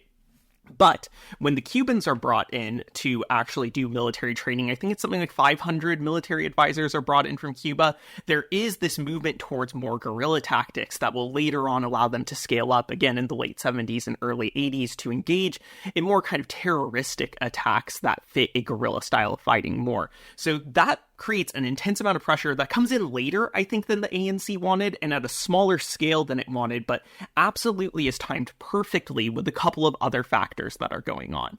So one of the other things that is timed up with this violence that scales up from the MK is the South African Wars along its border with Namibia and Angola. And this is super, super important as well. South Africa ends up involved in these wars with these states seeking decolonization, and importantly, the Cubans fit in here as well. Cuba has troops in Namibia and Angola who are also involved in this conflict. And this conflict obviously is destabilizing for South Africa in a number of ways, but it sets the stage for two things to occur. One, for these violent attacks happening domestically to be stressing an already overstressed security state in South Africa, and two, for the arms embargoes that come from the United Nations to have a really devastating effect. So we mentioned the arms embargoes before and why those matter, but the 1977 embargo that comes down actually immediately cancels several military deals that the South African military has to get fighter jets, to get submarines and other weaponry that they see as necessary to win this war. And I think that is another part that really needs to get focused on. It's not just the divestment sanction and cutting them off, but it's cutting them off in this moment of domestic crisis where they feel like they need to be able to bring in this outside military aid. That's very important. Another thing that Henry mentioned that I think is an important factor to think about here too is the Scandinavian states and the support that came from the Scandinavian states. And I think we should be really clear, for several of these states, this wasn't just vocal support, but it was actually material assistance as well. Sweden stands out under Olof Palme as a very weird example of this, where Sweden gave millions of dollars in aid to the ANC directly and vocally spoke in support of the more militant wings as well. So when we think about the international movement, it is really easy to think about it as a primarily symbolic struggle, right? The sports aspect of it, or even just denunciations from governments. But international solidarity did also take the form of financial aid to the ANC and literally blocking access to weaponry for the South African government in a way that's very important. So I do think that all of the tactics have their limits, but they also hit at this exact right time of political instability within South Africa from the late 70s into the early 90s, where these external pressures play on domestic contradictions that are taking place already. And that ultimately is very important for pushing the National Party to the table to have the talks that eventually occur. Just to add on one quick thing, it's a great point that you brought up about how the arms embargo was perfectly timed to kind of destabilize the efforts that South Africa was having in the wars in countries along its border. The example of Angola is particularly useful, and famously the Battle of Quito Carnavale, which was a direct confrontation between Cuban tanks and South Africa, white apartheid South African tanks. This is in 1987, 1988. And what we see is in one battle, which I say one battle. It was a 7-month-long battle, so it's not like World War II style battle where it only takes a couple days, other than the famous sieges. But what we see is that South Africa in one battle loses 13 tanks, 120 infantry fighting vehicles, a dozen fighters, and 4 bombers in one battle. At the same time that they're grappling with having to rely on their domestic weapons producing capabilities, which were mostly, they were given blueprints by their Western allies in the decades previously. They weren't actually, in many cases, even sold the things directly. In some cases they were, but in many cases they were just given blueprints and say, here you go, have fun. And when you're having your things getting toasted by the Cubans on the battlefields in Angola, you're trying to pump out things as quickly as possible, and your only other partner that's willing to actually directly produce things for you is Israel, who has their own issues going on at the same time. You can see that actually the arms embargo, whereas if it had happened in isolation, aside from these external factors, may have not been a huge issue, given that South Africa was able to develop its own weaponry within its own country as a result of having had those blueprints passed over to them in the decades previously.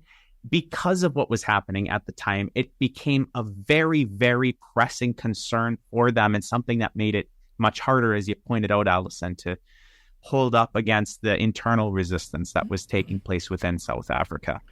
Yeah. Very well said by everybody. I agree with everybody's takes. I like to make a little dialectical point here. There's the quantitative into qualitative shift, right? And if we think about this multifaceted pressure campaign, yeah, sure, this maybe internal pressure was more decisive than this international pressure. Maybe this pressure is a little more vague than this one. But overall, the quantitative sort of increase, right, reached a threshold that helped result in the qualitative transformation of the state of South Africa, despite all its ongoing problems. And so I think, the big takeaway is everything all the time, right? And that's also a lesson going forward for Israel and other anti-apartheid, anti-oppression campaigns that we're going to have to face going forward. The other thing I wanted to mention is, of course, as communists were much more willing than other people to embrace armed struggle, of course, but we also have to understand, as I said earlier, this dialectical relationship with these nonviolent protests, which really do play a critical role. And one of the roles they play, from the Great March of Return in Palestine to the Bloody Sunday on the Edmund Pettus Bridge in the American South to the Soweto uprising, is these nonviolent, largely peaceful protests being brutalized by the regime, and in so doing, the regime reveals their true face. And that has an enormous impact on the conscience of anybody else watching around the world. And so, there's absolutely a role for these nonviolent movements to play in any liberation struggle. And, in every instance, from Palestine to the U.S. South to South Africa, we see an example of just that. And the result is not, as the regime hopes, a squashing of the resistance. It's actually an intensification of it and the increase in sympathy around the world for these protesters and their cause. And I think that's an interesting thing to note. Now, let's... Just to throw out there, Breht, I like that you pointed out that we have to do everything all the time. There was a movie, I haven't seen it because when I watch movies, they're old Soviet movies. I don't watch, I don't have time for much. So when I do, I just, hop onto Mosfilm, watch one of their old movies. But I know that there was a movie that came out last year, and just judging off the title, it must be about what we're talking about in terms of resisting things like apartheid and, Zio-imperialism. It came out last year, Everything Everywhere All at Once. Surely that's what that movie is about. I haven't seen it, but I can only assume from the title that that's what it's about. I think it was more about many worlds theory and quantum mechanics, but, maybe it's about that. I haven't seen it. Same thing. Same thing, really. All right, let's, we're almost at 2 hours here, so I want to sort of, coast into the closing here.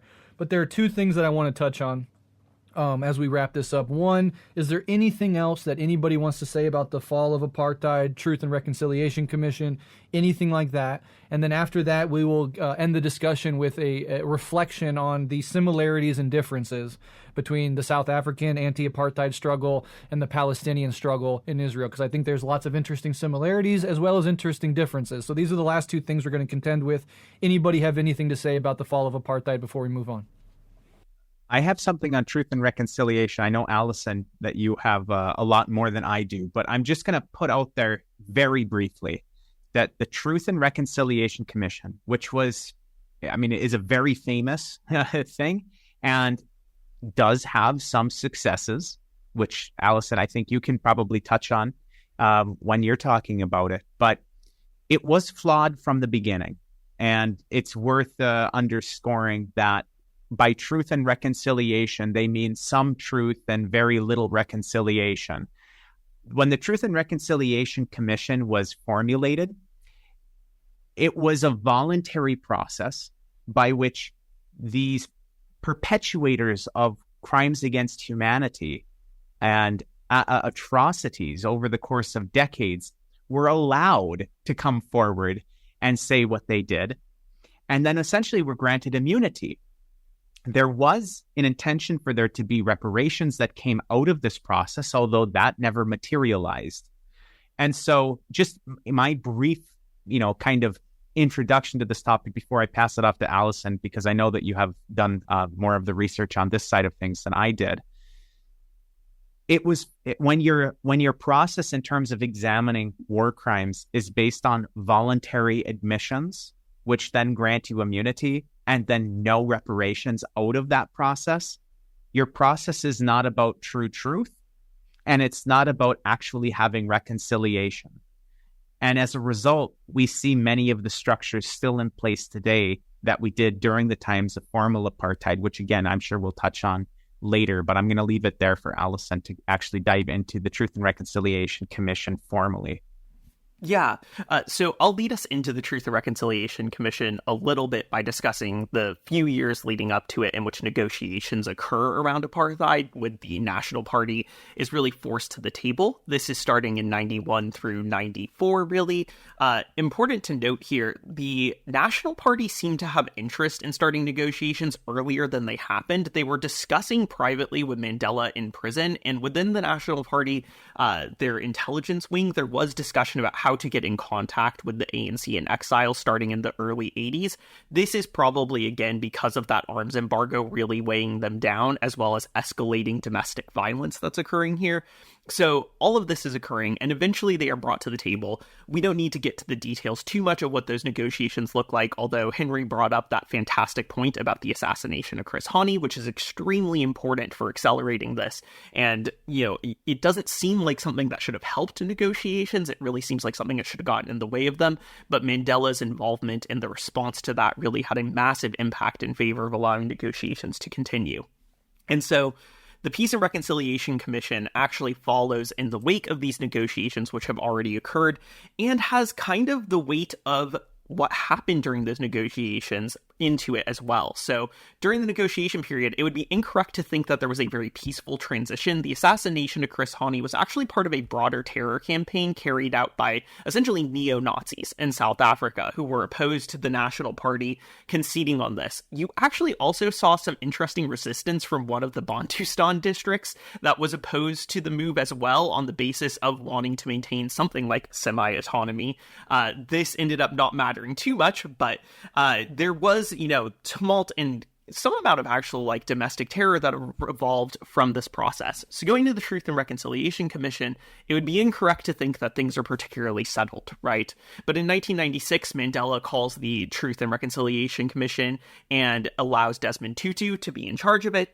And the Truth and Reconciliation Commission has a couple interesting points. So, like Henry pointed out, it is voluntary, right? And that obviously imposes a huge limit. No one was forced to participate in it. It had the ability to call people for hearings, but you could just ignore those, as many former National Party leaders actually just did. They just refused to appear in front of it. And in addition to that, one of the other things is, this idea that if you come and you speak and discuss the atrocities that you were a part of and oversaw, you have the opportunity to receive amnesty. So one of the interesting things that often doesn't get talked about in terms of the details of the commission is that amnesty wasn't automatically granted, actually. Speaking didn't lead to a guarantee of amnesty. There was a formal application process for amnesty, which one had to undergo. And another interesting detail is that it was a minority of these that were approved, so many people spoke without receiving amnesty. But this ended up being kind of irrelevant because de facto, most of these people were never prosecuted anyway, right? So the attempt to formalize the process to make sure amnesty was deserved ended up really kind of not having any serious bearing. So the Truth and Reconciliation Commission is really interesting for a number of reasons, but one, and I think this is one of its greatest flaws, because it is pointed in both directions. The commission is interested in hearing atrocities committed by the South African government, but also in hearing violence that came from the ANC's armed wings, from the South African Communist Party, and from the Pan-African Congress. And so people are called to testify, again, in a non-binding matter from both sides of this. Frustratingly, this actually leads to the Truth and Reconciliation not only condemning the apartheid government, but also condemning actions taken by the ANC and its armed wings. So after we have this successful negotiation for the end of apartheid, we actually see the Truth and Reconciliation Commission immediately begin to decry some of the tactics which brought South Africa to that point in the first place, those violent military resisting there. So that becomes, I think, very frustrated. The legacy of the Truth and Reconciliation Commission is somewhat mixed in terms of what it accomplished. While many of the National Party leaders did choose to speak at it, most were fairly unapologetic, and apologizing was not necessary as part of your speech that you gave to it. You just had to recognize what the crimes were. Many continued to justify their involvement in apartheid in the wake of this, and in South Africa, there has been a good amount of dissatisfaction with the results of the commission. For example, the family family of Hani were very unhappy about the fact that the assassination was brought up in the context of this, and they felt like the Truth and Reconciliation Commission provided a basis for denying actual justice in the wake of this.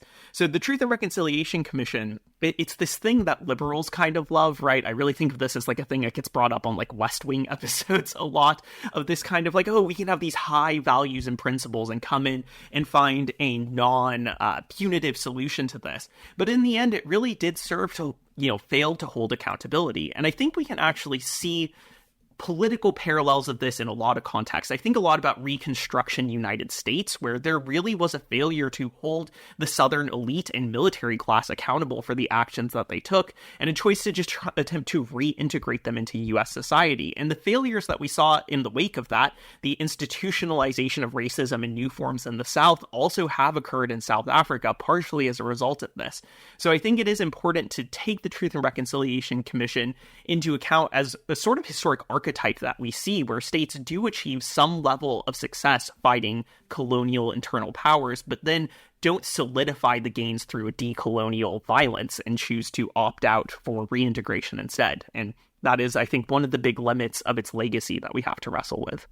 Just to add on to what Alyson was saying in terms of some specific examples of the Truth and Reconciliation Commission.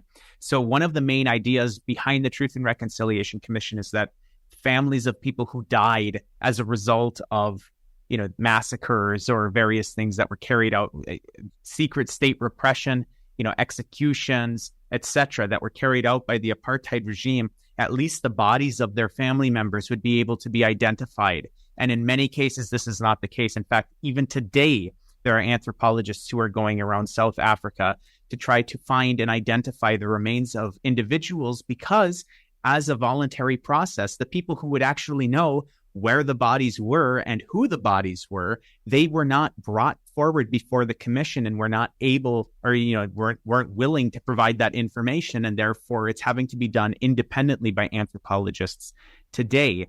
We also have individuals like the very famous Steve Biko, who we'd be remiss to get through this episode without mentioning him. He was one of the higher ups within the PAC, the Pan-African Congress, very prominent anti-apartheid activist. He was murdered in 1977.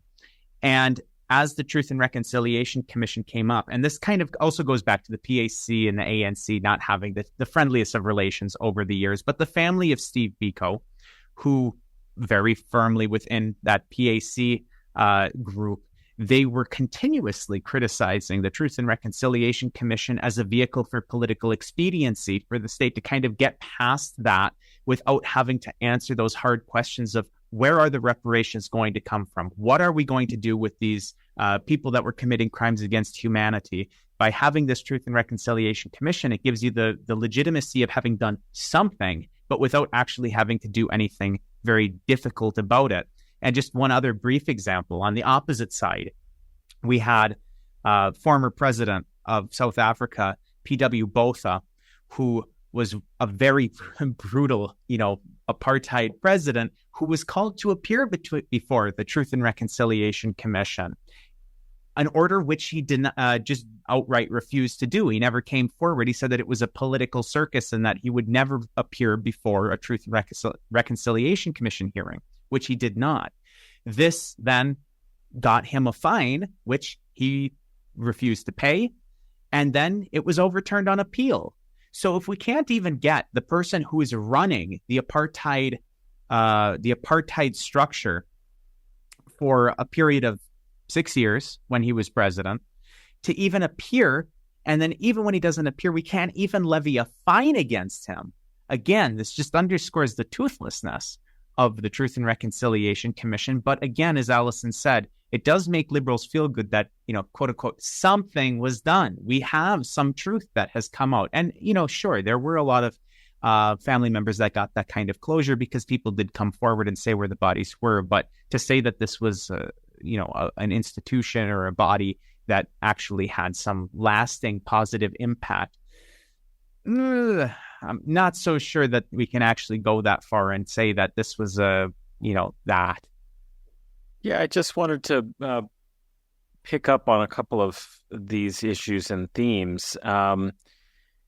Is that there is a kind of tendency, perhaps in liberalism, but just the kind of cultural orientation of left politics in the neoliberal era, that recognizing the problem is enough. Like, if you can speak the problem, this is what is most important for it to be, taken into account somehow, and the material components of it are not very, very significant or important. Those are ancillary to recognition of the issue or the problem. So people having their day to be able to articulate the crimes of apartheid and what they've suffered is enough.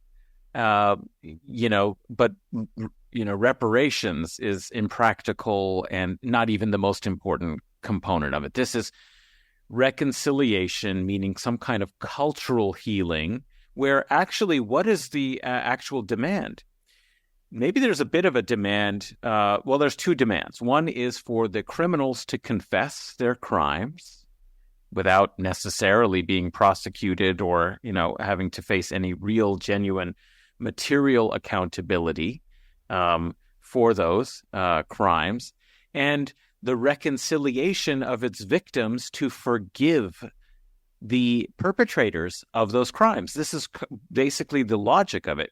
And it's no accident, it seems to me, that this was devised by, a wonderful person struggling for liberation, but a Christian church figure, in Desmond Tutu, and that the theology of confession and forgiveness is clearly the operation that's taking place in, how this Truth and Reconciliation Commission was supposed to function. And really what it accomplishes is really creating the conditions for the victims to forgive the perpetrators and reconcile themselves to a future with, in the new South Africa, and to take away the political demands for reparations or justice.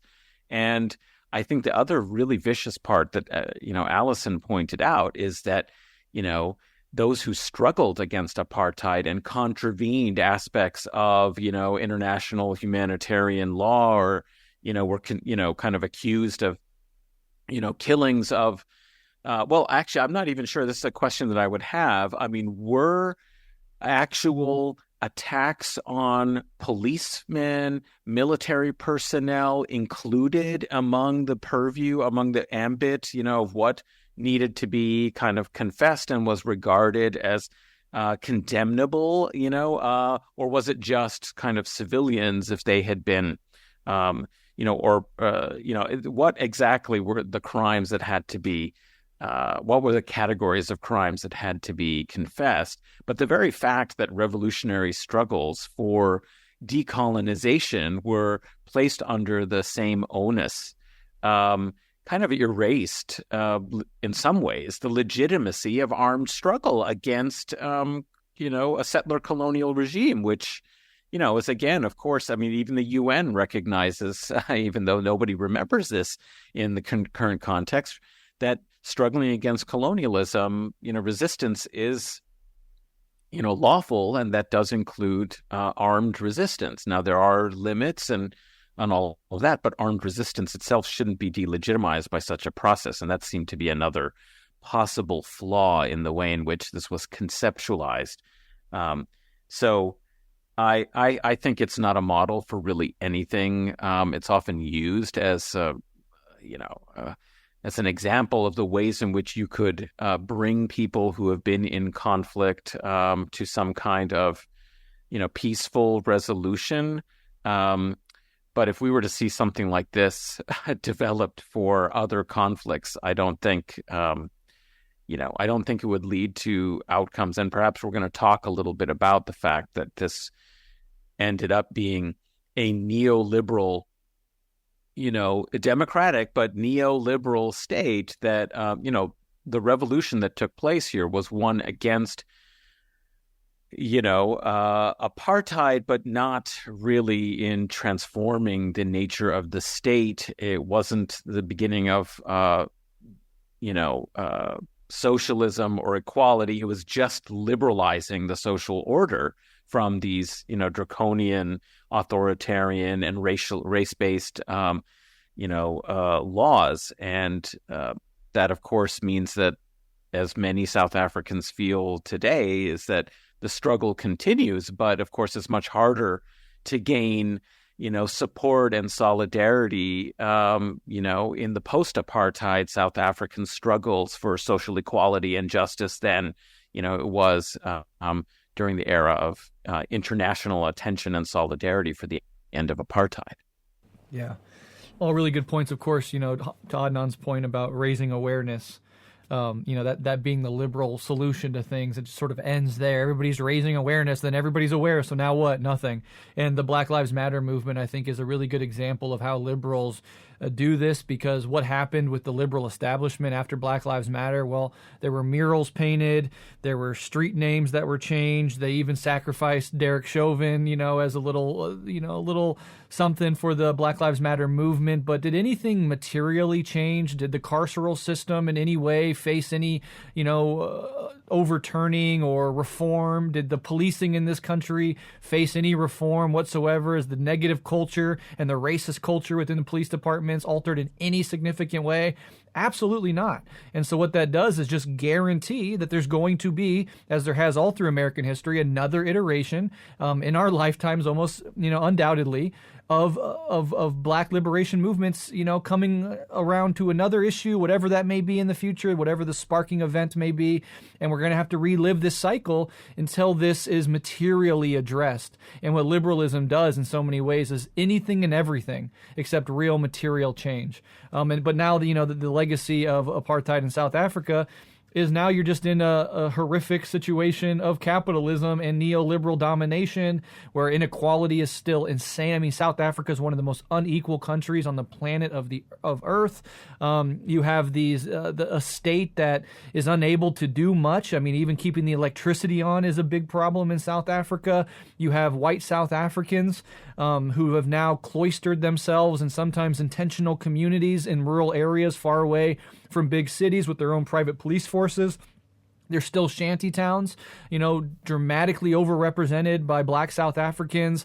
And then there's these nice leafy suburbs with huge walls and gates and private securities, companies stamped on the front of their little, gates around their communities or their homes.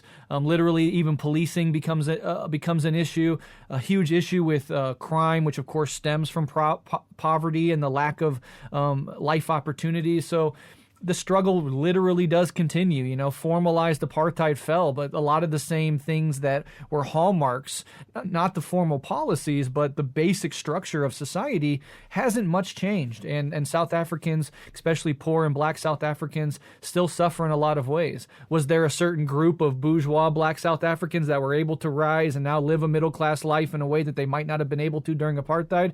Sure. But is that a solution to the problem?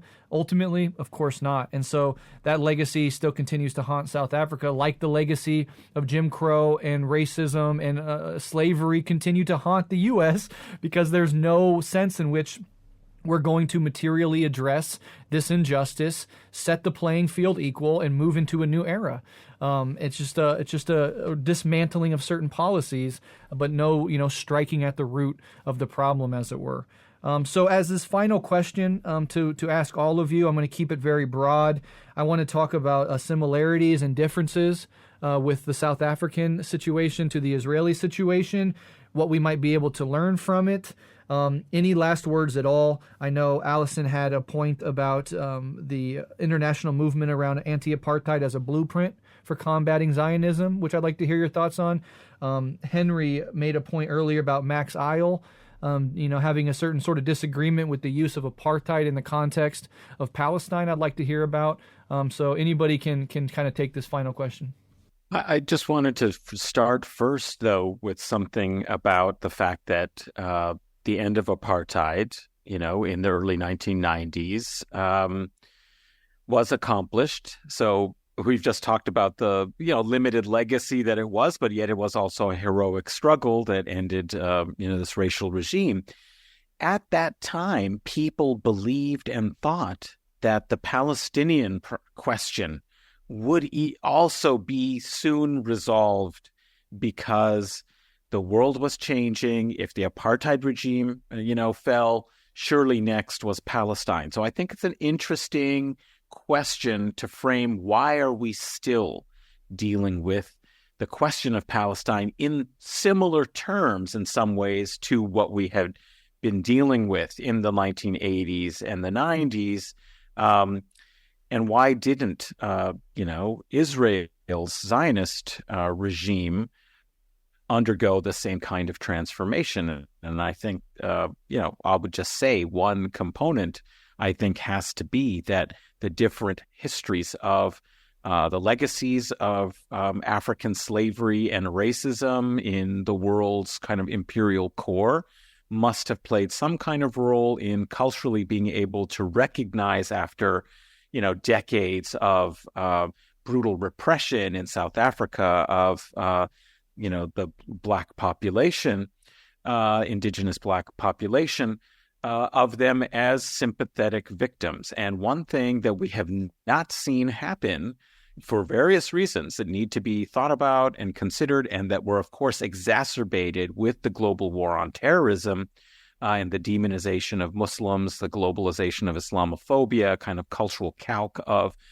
Western kind of crusader mentality and these legacies, is that Arabs, Muslims were less sympathetic as victims, and there wasn't the history to be able to draw on of like post desegregation, the civil rights struggles, the abolition of slavery struggles that took place, in Europe and North America, as a legacy that could be appealed to, that was culturally relevant. I mean, Arabs and Muslims were not seen as human victims, in that context. That's got to be one component. I think there's a larger kind of question as well, and maybe that'll get into some of the similarities and differences in, the cases of the apartheid regime of South Africa and the Zionist exclusionary state in Israel. Just to say really quickly, I think Adnan sort of hit the nail on the head when you talk about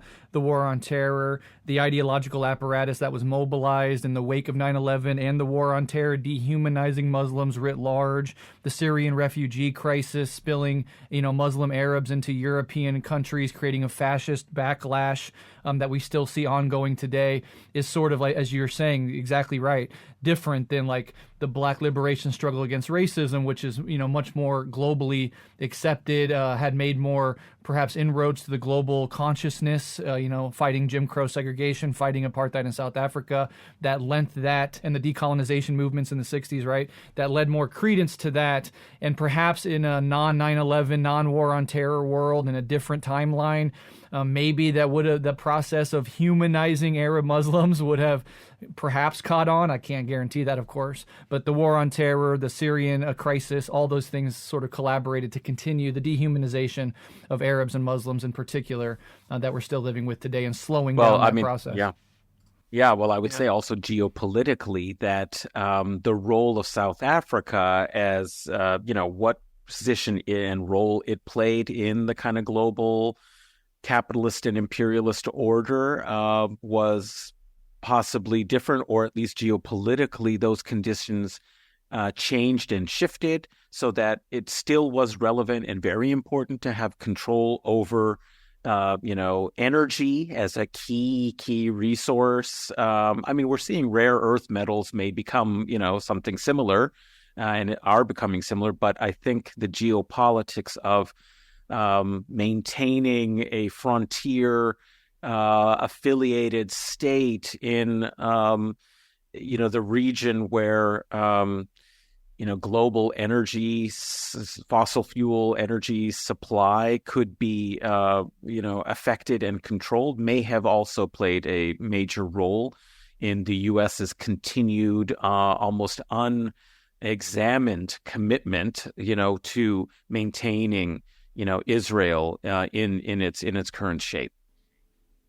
Yeah, I think that point is really important, and I think the geopolitics matters a lot here, because one of the questions that I was finding a lot when I was looking at the historical accounts of the end of apartheid is why it is that Thatcher and Reagan in particular so clearly were opposed to a mass movement domestically that was bipartisan in many ways within the United States and the UK.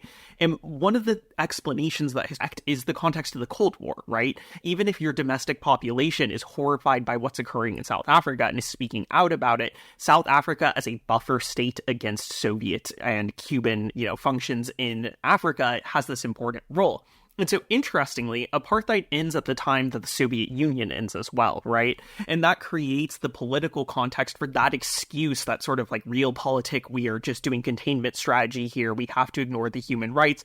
That excuse falls away at that time. But that similar transition doesn't occur for Israel, right? And in fact, as Breht pointed out, it is precisely as the Cold War ends that we shift our geostrategic military focus to the Mideast, and this focus on combat there that will evolve into the Gulf War and then eventually the War on Terror, that allows this excuse that was applied in South Africa to now be applied to Israel continually, and the necessity of a client state in the region. So I do think the end of the Cold War is this other factor we haven't quite touched at that really undermines the geopolitical aspect of Western support for South Africa, which doesn't have a clear parallel yet in the context of Israel. That's right. And I think the last kind of component that I would identify as kind of performing some role in maintaining this, unquestioned support is also, of course, that it is a state formed by Europe's explicit victims, from World War II, and that there is a great deal of guilt and complicity that is processed by,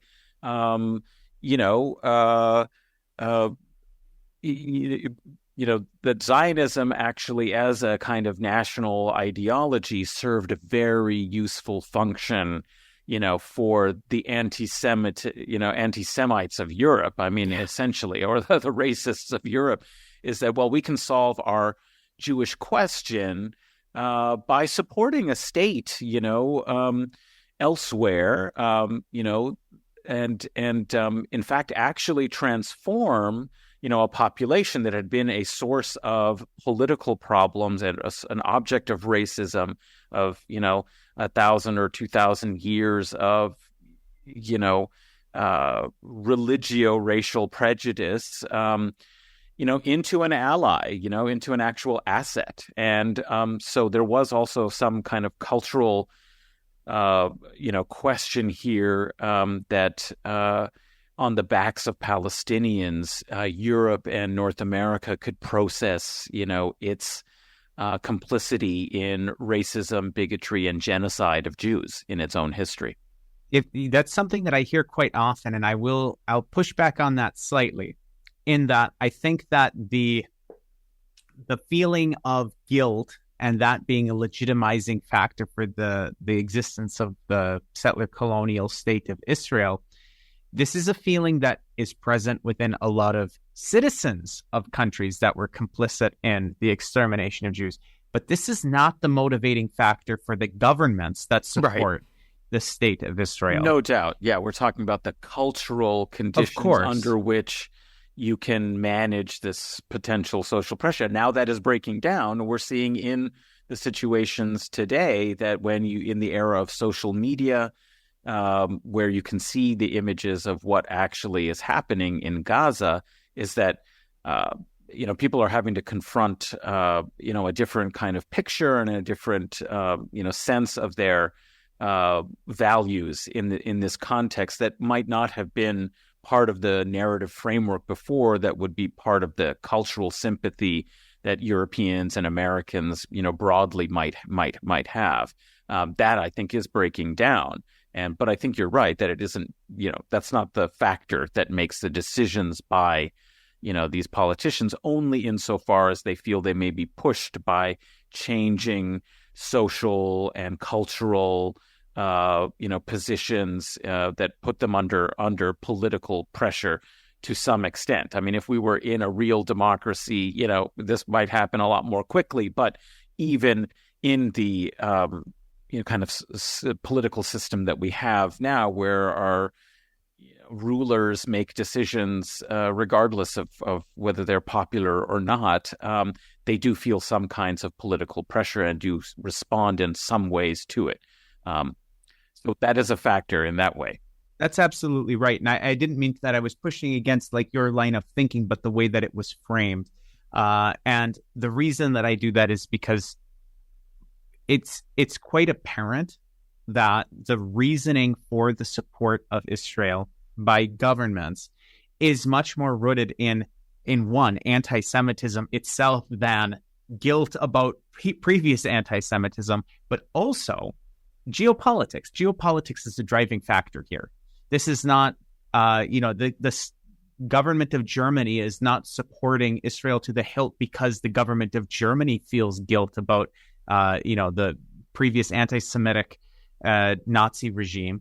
No, of course not. The reason that they're supporting Israel is geopolitics, having this Western, I've mentioned it in our Patreon bonus episode, which will be coming out as a foreword of a forthcoming book. Many analysts see Israel as a landed aircraft carrier for the United States and the Middle East, which I think is a fairly apt comparison. Germany benefits greatly from that.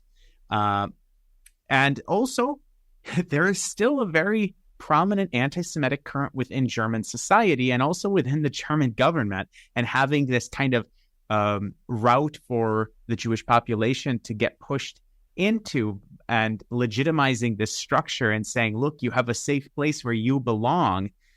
That is something that exists. But I do want to bring up, before we get too deep, I want to bring up the point that Max Eil made, because this might also prompt a little bit of further discussion on this point. And most of my additional thoughts are things that we've said in our recent episodes of Guerrilla History. So I'm not going to talk anymore other than putting this point out there, and then I'll let you folks have your thoughts on it. So I had seen that Max had said that he wasn't particularly fond of the usage of the term apartheid to describe the Israel-Palestine relationship, which, I was very curious about. And of course, Max is one of the smartest people I know. So when I have a question about anything, I look to Max anyway for answers. And on this specific point, I was very curious. So I texted him and said, Max, I saw you weren't particularly fond of this usage. Why is that? And he didn't give me a long answer because he's writing an article on it right now, which I am looking forward to. And I'm sure that listeners, you are as well. And perhaps with his permission, we can do a reading of it on our Patreon or something like that. And we'll talk with him about it as it comes out. But he says, ultimately, the problem isn't the term itself, but that they're all confined to non-Arab nationalist and non-national liberation perspectives, which I think is a very interesting standpoint to take on this. And I'm looking forward to reading more because that's not something that I had previously been thinking about, but is the case. So I'm going to step out on this point now and see if anybody has any other thoughts as we close out the conversation. Yeah, I mean, I guess I just wonder what those terms are, and I would love to hear his article. I think I'm looking forward to the article too. I'm assuming that settler colonialism, imperialism, and genocide would be top of the list. Those are the more fitting terms. And often. And I don't think anybody who uses the term apartheid Israel would object to saying that it's even better to use settler colonialism and genocide. It's just, I think, merely that it's recognizable to a broader public that may not be fully immersed in, the analysis of the history of colonialism to know what's the difference between a settler colonial, kind of state and a, and colonialism or imperialism. Like, those are abstract terms that are terms of art in the anti-imperialist left. However, not everyone is part of the anti-imperialist left, but they can grasp and understand that they were part of struggles, or they remember that there was liberation from, a racist regime that we think of as apartheid, and we know it from South Africa as apartheid, and it helps, kind of convey that this is a racial differentiation between Jew and Arab that means that your status is completely different. The one good thing I think about it is that it also does highlight not just the kind of occupation. It's a bit more capacious than if we say we struggle against the occupation, and we're only talking, and most of the time when we're speaking about that in terms of the history of its application under international law, we're speaking about the post-1967 military conquest of the West Bank and Gaza. And when we say, end the occupation, if we're speaking in that frame, we're confining our sense of the liberation that's needed just to those territories, and it doesn't address two other components. One, the refugees and their right of return, and their right of return not just to, a supposed territory of a Palestinian independent state in a two-state solution, but to their homes, which may be in 1948, Palestine. And secondly, of course, the remaining Palestinian population that didn't get massacred or be forced into exile, forced into becoming refugees, and still do live in a Zionist state where they have second-class citizenship. So it helps, I think, dramatize those. So I would say there's value to it, but I would never argue that you wouldn't be better off just thinking about it as settler colonialism. Right. Yeah, absolutely. I kind of have two thoughts as well to build on that I think, the value of the term despite the limitations. One, I think what is striking about apartheid as an example in a historical comparison is the fact that apartheid was this very intentionally constructed separation. Again, it didn't all occur in 48, but over the course of several decades where these laws are passed to create that separation.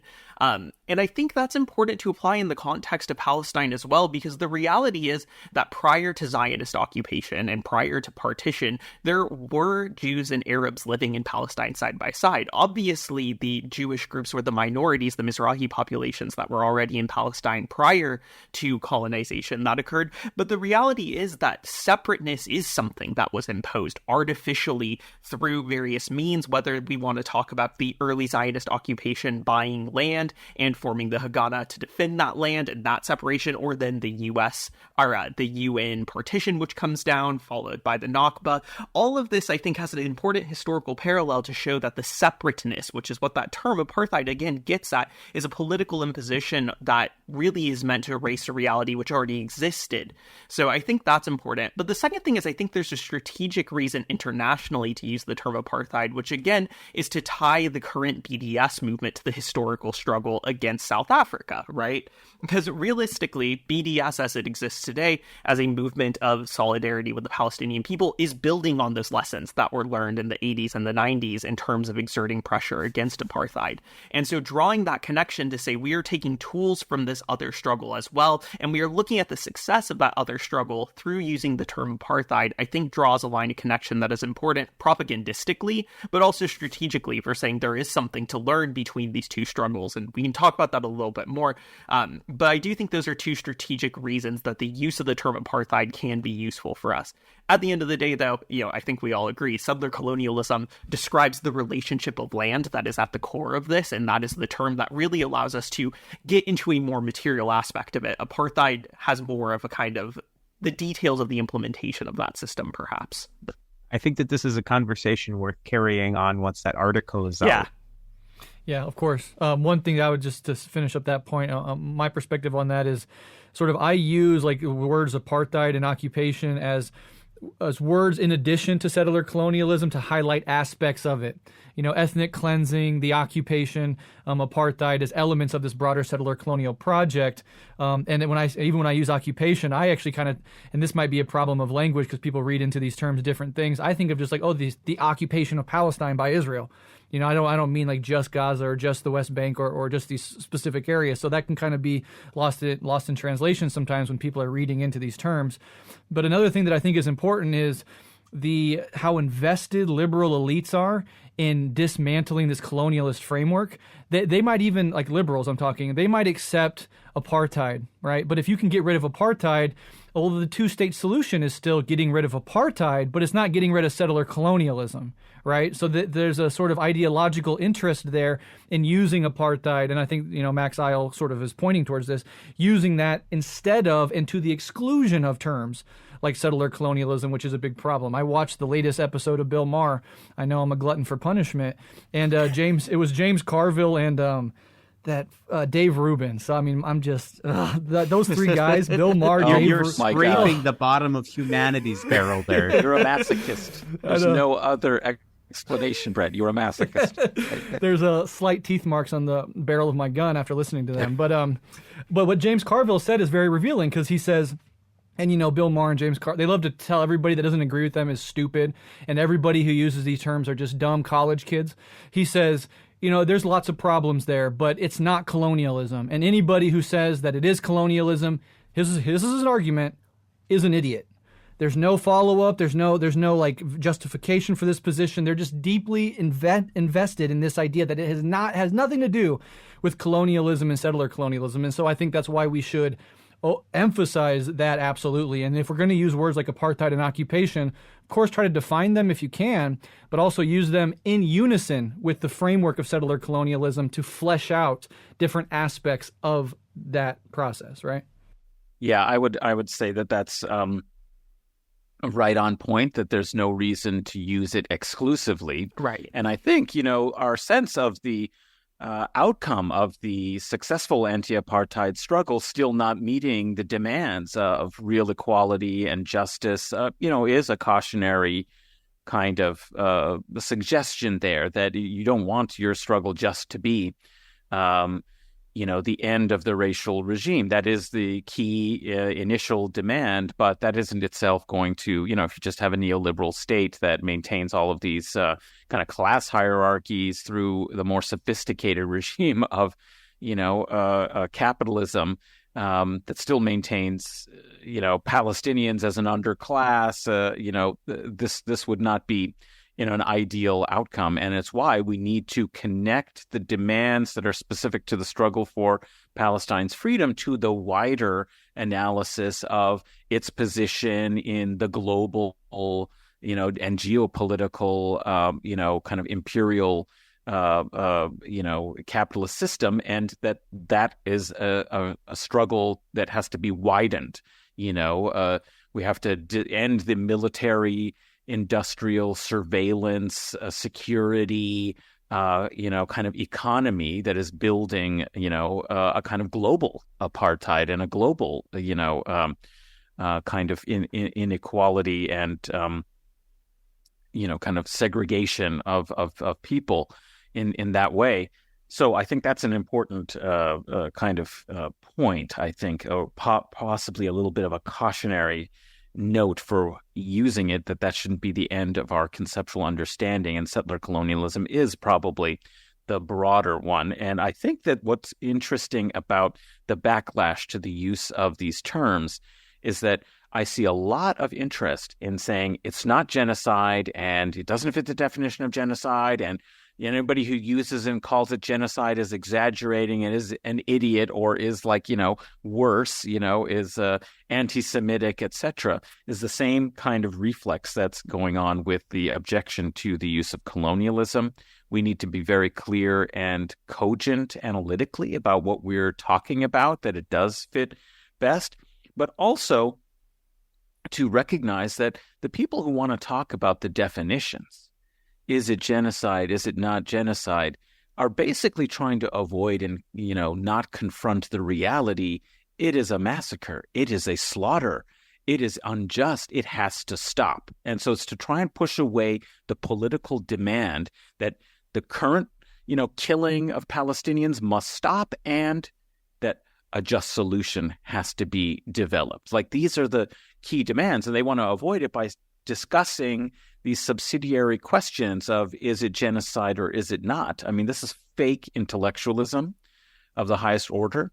And of course, what Max is doing is actually what is needed, which is, so I'm very much looking forward to the article, and we should have a good discussion with him, is the clarification of conceptual analysis so that we understand what is our political target, right? And I actually, think that maybe I wouldn't use apartheid after thinking about it together as much as insisting on settler colonialism, if only because I don't want the solution that we propose politically to be limited by what we identify as the enemy, right? So that, I think, is valuable. That's the good kind of political discussion about clarifying our conceptions and so on, versus what we see happening, which is a lot of distraction and fake intellectualism to try and short-circuit a real confrontation with the devastating horror that we need to take a stand against.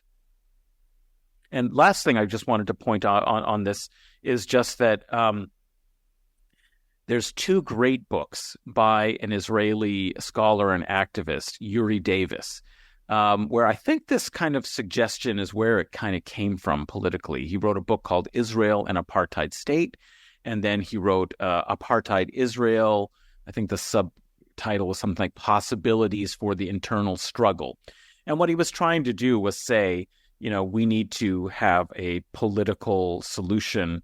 This is during the Oslo era, right before the Oslo era, in the sort of end of the Intifada, and at the start, kind of when the Oslo was clearly not working, and the Oslo Accords had just become a mechanism for maintaining the occupation by subcontracting it out to an authority, not a state, but an authority to do, the work of enforcing Israel's illegal occupation of Gaza and the West Bank, which is a distinction. And in these works, he drew a distinction between what he called petty apartheid and structural apartheid.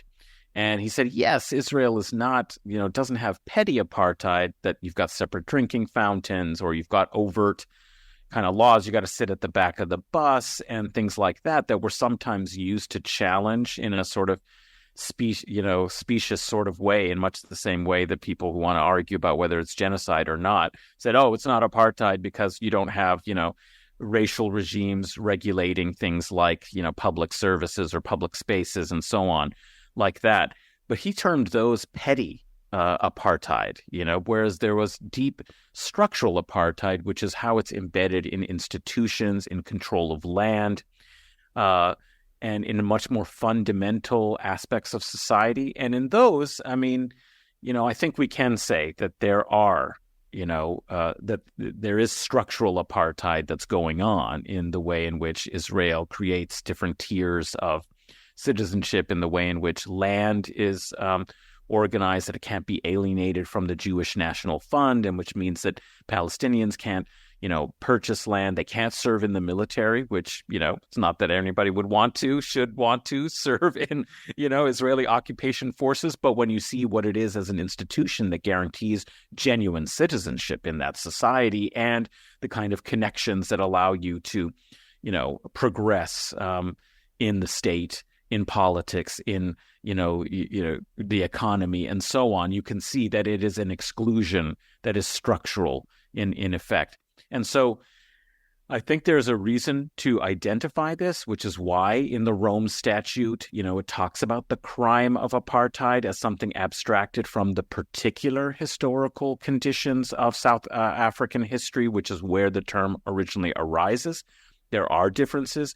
Every history is unique, but there is, of course, also structural analysis of forms of oppression based on racial exclusion that are valuable to recognize. And that's the sense in which I think, it's being used. Perhaps that use can be improved. But let's not forget, of course, that, there is something, as Yuri Davis said, of a structural analysis of the conditions of apartheid that probably is still relevant to the situation of Israeli society and the Israeli state. Yeah, really wonderful analysis there. We're going to wrap up here. I just want to say really quickly, you mentioned the genocide point, Adnan.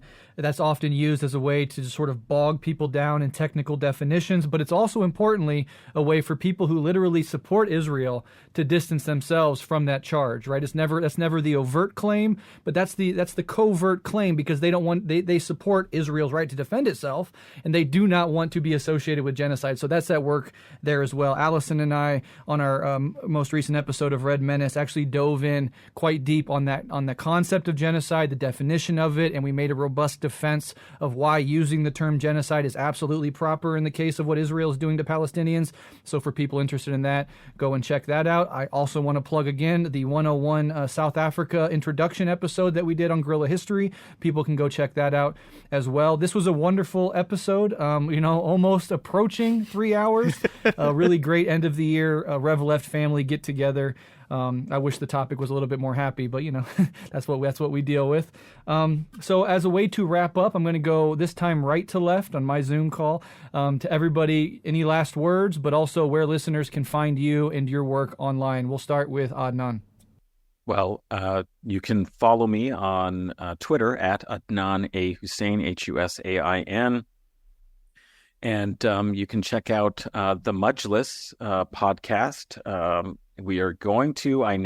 scheduling a conversation about a new book on the history of the oud, a wonderful instrument. And listeners, you can't see, but in the back, I actually have now got an oud and am taking lessons. And so this is Nice. both of interest that it's, a new book and something from Middle Eastern culture, but also of personal interest. So that should be coming up soon. So you can subscribe to the Majlis, Majlis.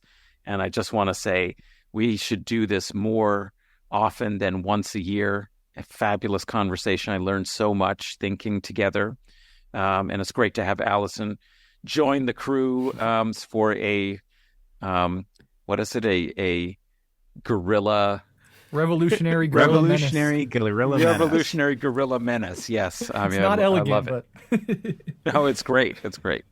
Alyson, where can people find you and your work online? Yeah, so I'm not on social media anywhere, but if you want to hear more from me, you can definitely check out Red Menace. Again, that's the podcast that I have with Breht.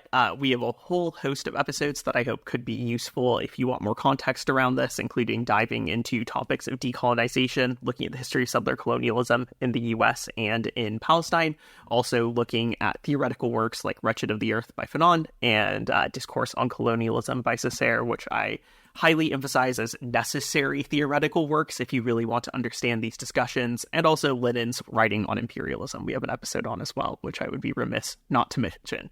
So yeah, if you're interested in more, definitely check out some of our episodes we've done on that can provide the theoretical framework that I think all of us are coming to these conversations with. Yeah, Alyson and I have been working together for years. Couldn't ask for a better co-host for Red Menace. So people, if you haven't heard that or checked that show out, definitely go check it out. Henry, where can listeners find you and your work online, my friend? Yeah, you can find me on Twitter at Huck1995, HUCK1995. I mentioned the Stalin book earlier. You can get the PDF for free or get one of the physical copies from iskrabooks.org. And of course, I co-host Guerrilla History with Breht and Adnan. Like Alyson said, for Red Menace, we have a lot of episodes on guerrilla history as well that are relevant for understanding the current situations. And ever since October 7th, we've been putting out pretty much exclusively content that is relevant for understanding what's going on in Gaza and to help us think about how these things work. And really, it's thinking about all of these conversations that we've had together is allowing us to kind of further our analysis of the situation, as well as draw these parallels between things like South African Apartheid and Gaza. So recent episodes on guerrilla history, if you're listening on the Rev Left or Red Menace feed and not the guerrilla history feed, we re-released an old episode, How the West Stole Democracy from the Arabs with Elizabeth Thompson. We have Palestinian Resistance versus the Zionist Project with Max Eil and Patrick Higgins. Understanding the Conflict in Occupied Palestine, History and Geopolitics with Rabab Abdul Hadi and Ariel Saltzman, Palestine in the Media with Tara Alami, Palestine in the BDS Movement with Karina Mullen, Palestine, War, Occupation, and Proletarianization with Ali Qadri.